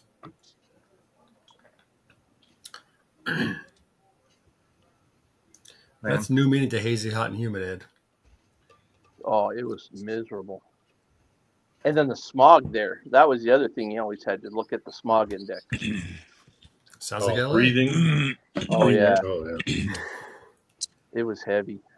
Well, yeah, I mean, Shanghai is Shanghai the largest city in the world? No. It's Tokyo like is. Tokyo. third or fourth or something like that. I think Beijing's has more people than Shanghai does. Oh, population-wise? Density? I believe population Tokyo's the density? biggest, and then I think there's LA and New York or something like that next soon. I doubt New York would beat at least Beijing, if not Shanghai too. Because both of those are New York's landlocked, right? That's the problem. It's not landlocked. It's hemmed in. It can only get so big. Mm-hmm. And Beijing and Yeah, Shanghai, if you include suburbs, yeah, I get you. Yeah, it's an island. It's surrounded by water. You can't expand the land mass that far, but you can put more people in there. The buildings go up, and then but that's what happened here. Same time, they get bigger and taller. there's way more taller buildings, apartment complexes, that kind of thing here now. So yeah, they're going up. Well, there you go. They That's have the evidence. taken land back from the ocean too on certain places, but yeah, everything's going up. They're tearing down a lot of old buildings and putting new stuff up. So what They you tear got down new this going on fucking top, wall Jimmy? and that fucking wall. Sorry, Ed. What? Wow. Oh, I was on a different Wow. screen. That was Vic. What's up, Vic? Damn. Sorry, buddy. No, I said, what's up with you, man? You have, I was Are like, you And been- now he changed his mind. He doesn't give a shit. yeah, right. You guys were talking about population. I was looking at cities' populations on another page. So, Well. nothing's new, man. What'd you come up with? I was just, Get there I'd only gotten as far as the United Oh. States, and I didn't think that New York. Engineers was, got it. That's not Yeah. even. There's nothing in the U.S. Where the fuck is Took? Tokyo. Probably Is meant that what you mean? Tokyo? That's impressive. I can't type, and that's impressive. Oh, wow. I actually figured out what you meant. Sao Paulo. Tommy already said Saying, I'm not surprised with Sao Paulo. Brazil is, man. Mexico City. Mexico Pretty City's back there, fucking too. crazy. Delhi. Yeah. Yeah. Shanghai number 3. So there you go. Well, there's old Shanghai and then there's new Shanghai. They must have added them together. That Because probably includes them, yeah. Yeah.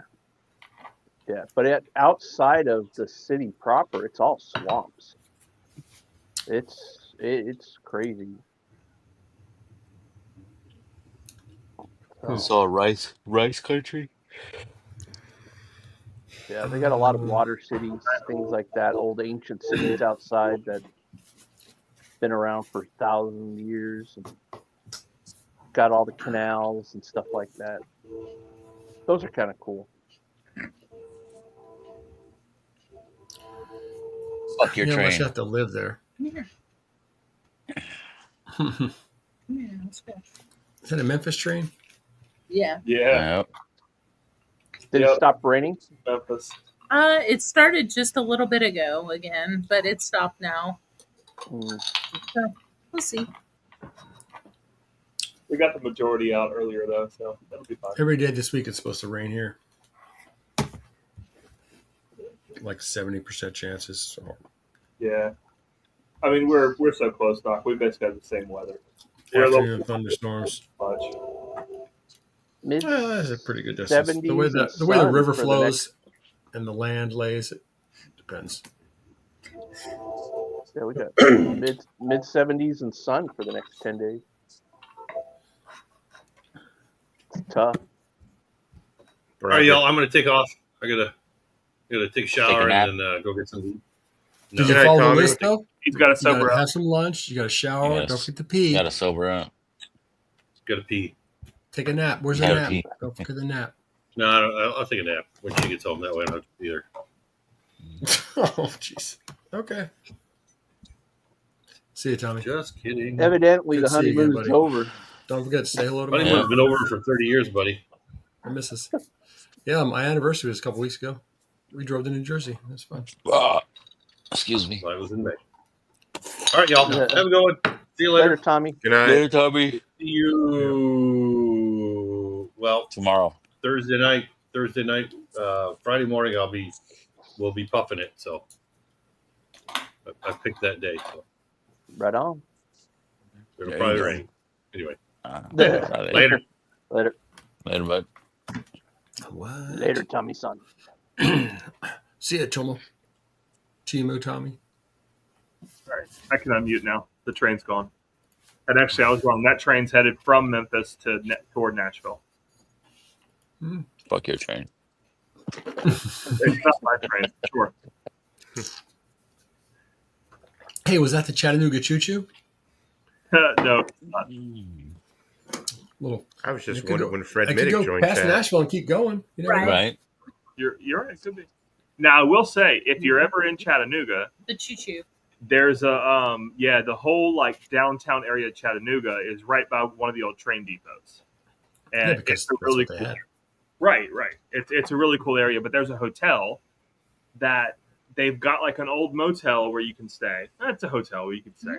But then a number of the rooms are in the old cars. Oh, that's cool. Yeah, it's a really cool hotel. That's where we stay whenever we did the Chattanooga pick with 21090. Night, Brian. Thanks for hanging Later, out. Brian. Good Hey, night. Brian. We'll see you soon. See you in a couple weeks, buddy. Yeah. Not me. But yeah, anybody who's in Chattanooga, Hotel Choo Choo or something like that, it's great. Great. Had we been there longer, we would have stayed in one of the train cars that like it was just for 2 nights, so it wasn't anything. Well, Katie might have. I would have.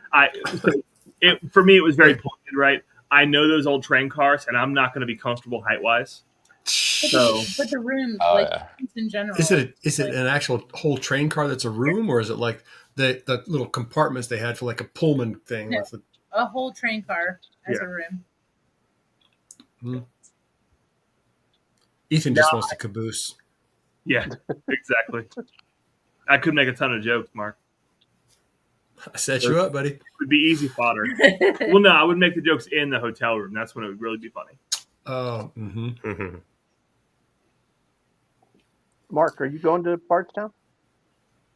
I got a hotel room. Yeah. Awesome. Oh, right on. I expect to. Heck yeah. You're going as well, Toby? I am. Oh, right on. Nice. I look forward to meeting everybody in person. Yeah. Were you not last year, I guess? No. No. Okay. Seems like Josh is feeling pretty good. Can you interpret that 1032 post? Just five. Just shot back glass. glass. Way her thing Well ain't shot. it? What? Oh, shots of Those things is what? just try shooting a shot. Nothing is it. He's just blown. That's how that shit is. Just shot by glass with a thing in it. But to be fair, with nothing in it. finish the second cutting. Tried shooting a shot at Jack Daniels right. Nothing in it. Son if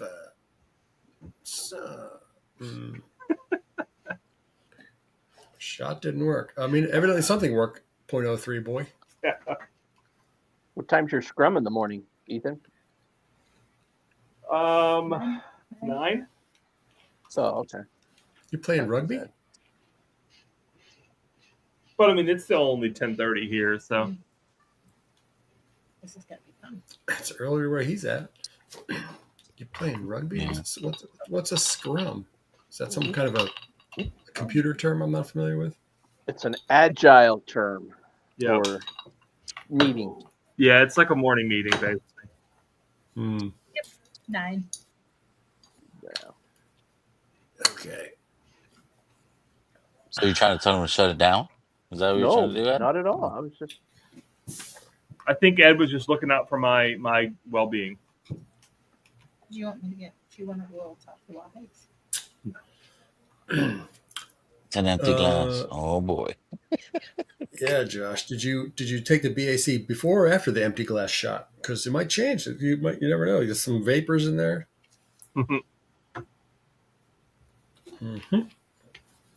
Try some hydrate.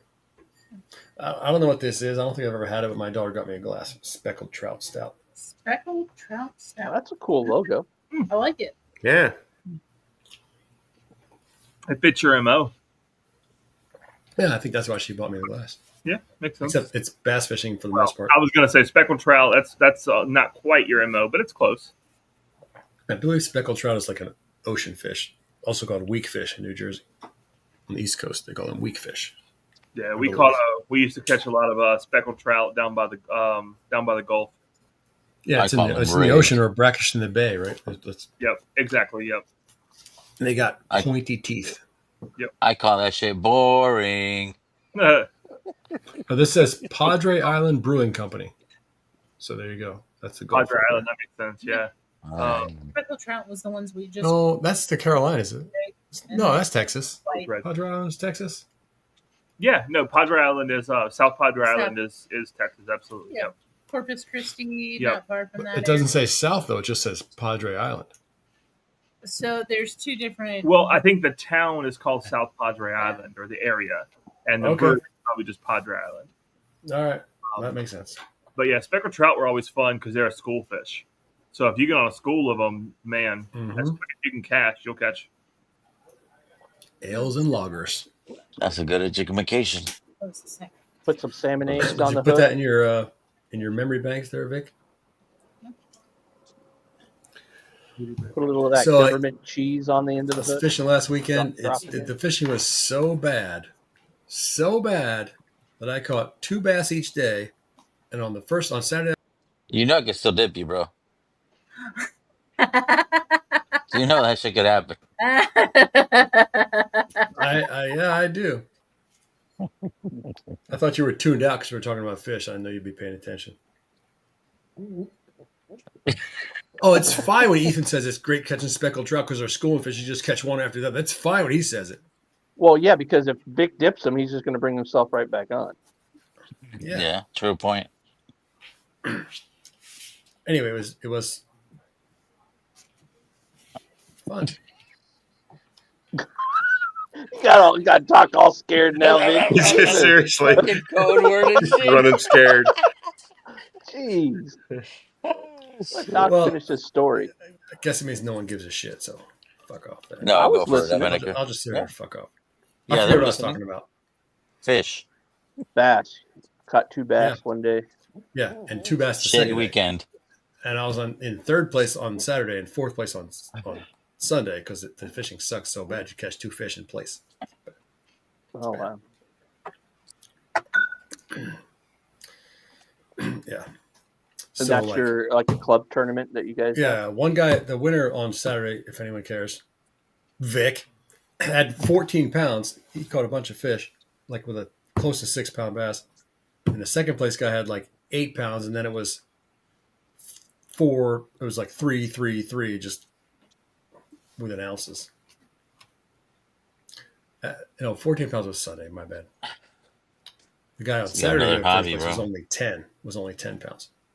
10, 8, 3 something, 3 something, 3 something. Then this dude didn't catch any fish on Saturday who's like, his name's Tim. He's like been the perpetual club champion for years running. The guy can catch fish in a puddle. On Sunday, he was pissed off from catching 1 bass on Saturday, so he caught 14 pounds on Sunday and just blew us all away. Mm-hmm. Yep. Well, have you tried the speckled trout stout? And have you gotten a glass from there? That's awesome. I mean, at this point in the game, breweries have slimmed down enough that if they're not a good brewery, they wouldn't have made it this long. I've had this glass for a couple of years already, so. But I mean, they're still around. I've heard of them. Oh yeah, if Miracle's saying they're still there, then it makes sense. Yeah. So yeah, any brewery who's there, unless they opened in the last year, they're solid. Yeah. Just in that location? Because, man, breweries are still popping up all over the place out here. Mm-hmm. Yeah, I think y'all are a microcosm in that regard, because most places breweries are not popping up like that anymore, not like they used to 3-4 years ago. With the caveat that the smart breweries are now opening basically pubs, right? And even if their beer isn't great, they'll stay open because of the food they serve. Do they have chicken beer? I know. Where's chicken beer tonight? I know haven't one seen does. him. I haven't seen chicken. He gave us a little synopsis of his chicken beer the other night. He was actually drinking it. Yeah, he was. It didn't turn out to be much like a chicken beer. Nope. So I was watching. I had shitty ass internet on Saturday on my phone in the campground. That's every week, bro. No, it was much worse. Oh. Much worse. What was Yes, that, Katie? Katie. I was going to say for any patrons of Vic or the Puffs and Pours for pairings for July and August by email, if you previously signed up, we'll drop the link for everybody else to sign up tomorrow. So if you're looking to get into the pairing experience, look for that tomorrow on our Patreon. And you just have to be a free tier. You don't have to be a paying member, but it's going to be. We're going to do 2 6 months, which is not normal, but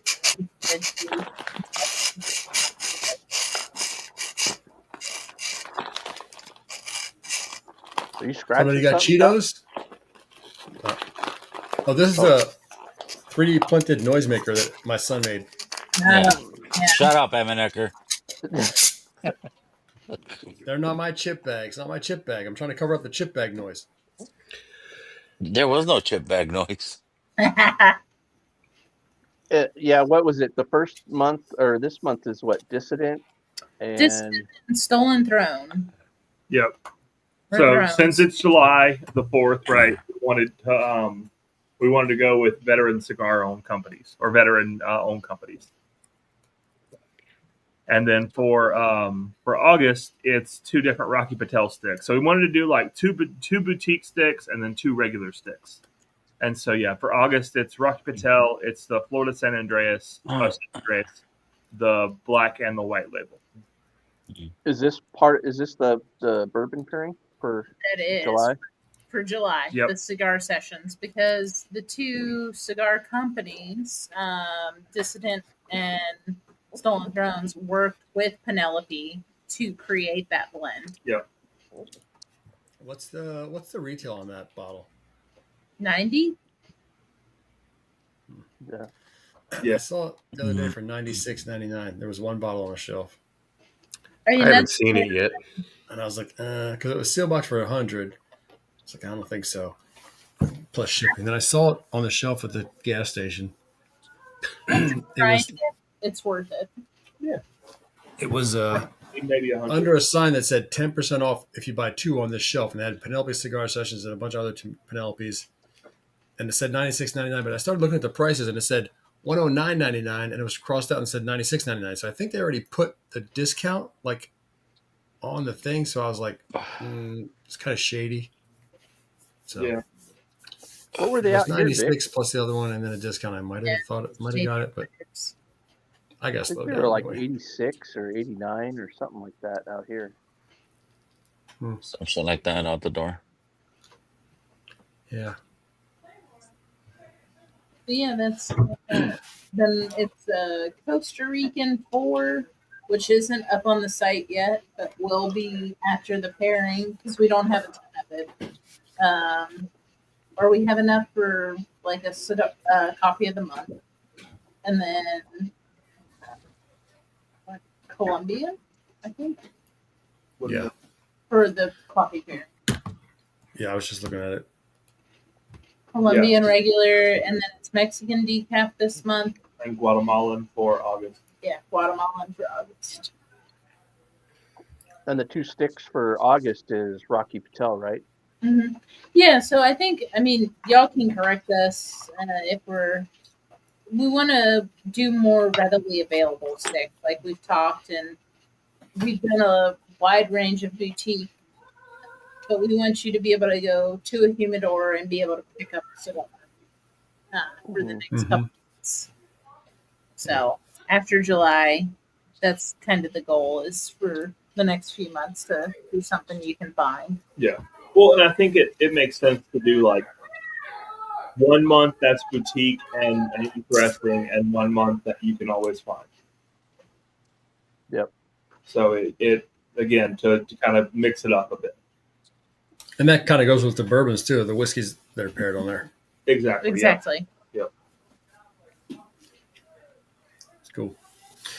Yeah, I put in my reservation, but I really don't think I can get online July 24th. Yeah, no worries. If not, just I mean that's right before you come to Nashville. Yeah, I'll be traveling. We'll be there just arriving that day. So. Oh yeah. And so, I mean, that's the thing, right? Puffs and boards. There's no obligation to be on that night, right? You can still enjoy the Yep. pair, even if you enjoy it a week later or 2 weeks later or whatever, or by yourself on a Sunday or whatever, right? The pairing Yeah, of there's a chance on the Saturday because they have like some kind of a they're doing it at a place where there's the outdoor patio area where you can have a cigar, but probably won't do that with the wife around. I was going to say, take a detour and just come here. We got the space. Yeah, but the day's already traveled. I mean, it's already like, yeah. right. Oh, for sure. Yeah, it's still 2.5 hours from here to Nashville. So On Friday, yeah. Time wise. Yeah. What location was the Nashville Barrel Company that you guys did the pick from last year? It was the Pestler's Okay. location. It was yeah, so the other one is like near Broadway. yeah, it's downtown Nashville. I call it the Bachelorette Yeah, NBC. yep. So that place is different than where we went to do that pick with the room behind there and the big ass table for everybody sitting out there doing the pick and the tasting room with the barrels on the wall and the. So that's the location y'all will be at in 2 weeks. All right. Well, the address is just not. It doesn't say. What's Kessler have to do with that? Is that like a side street? It's Fessler. So it's the corner of Fessler and like Hallcott, Heathcote. Oh, okay. So they got the other road on there. I got you. Yeah. So they have the whole road. It's So, a Heathcote address, but it's a big corner, so there's still frontage on the other road or something. Exactly. Yeah. so, All right. so the reason we call it Fessler's is that's how we exit That's off the main drag. Yeah, that's the main.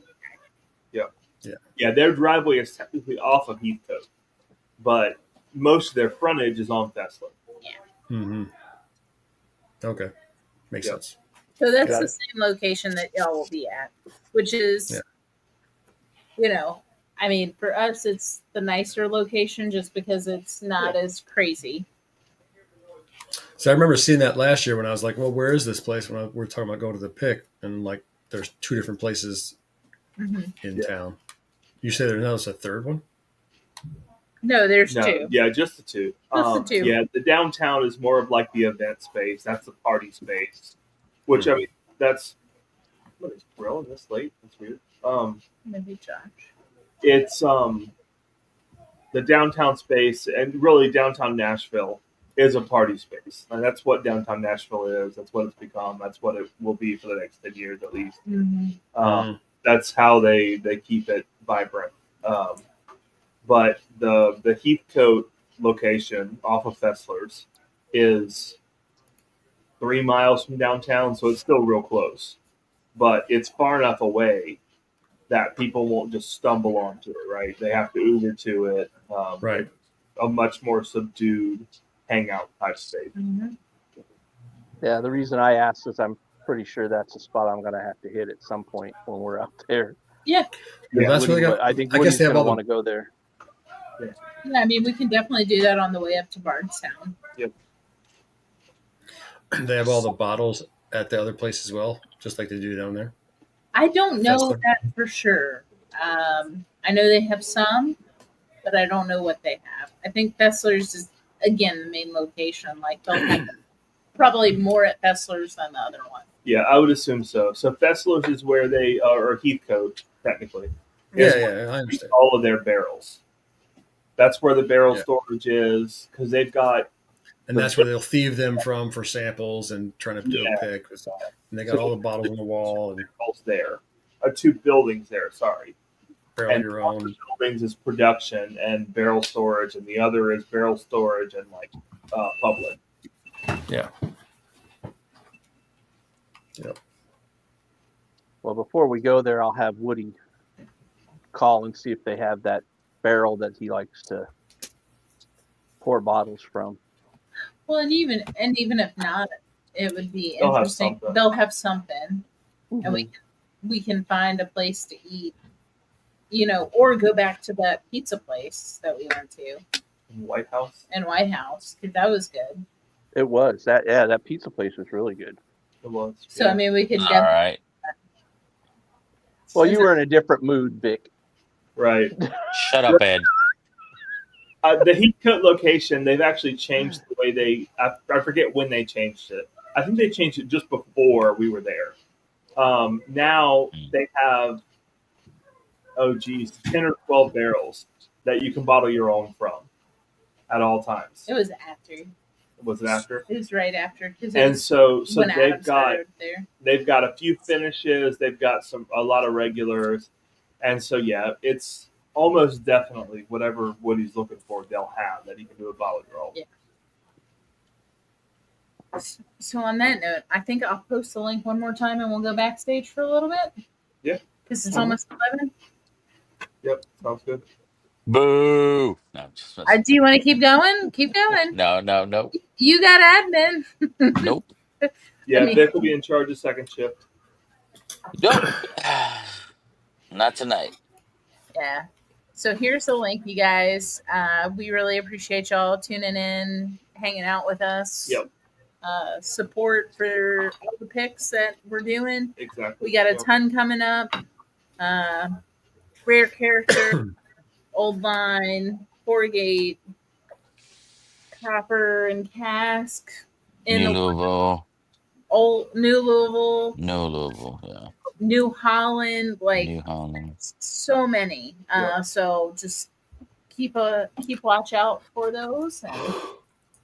But yeah, thank y'all for hanging out on a Monday, and thank you guys on the panel for hanging out as long as y'all have. So thanks for hosting. Yeah, thank you, John. For anytime. Yeah, that's awesome. So, but yeah, y'all have a great evening, and we'll catch y'all on the next one. Cheers. Cheers, y'all. Cheers. Good night. Good night. Take care. Cheers.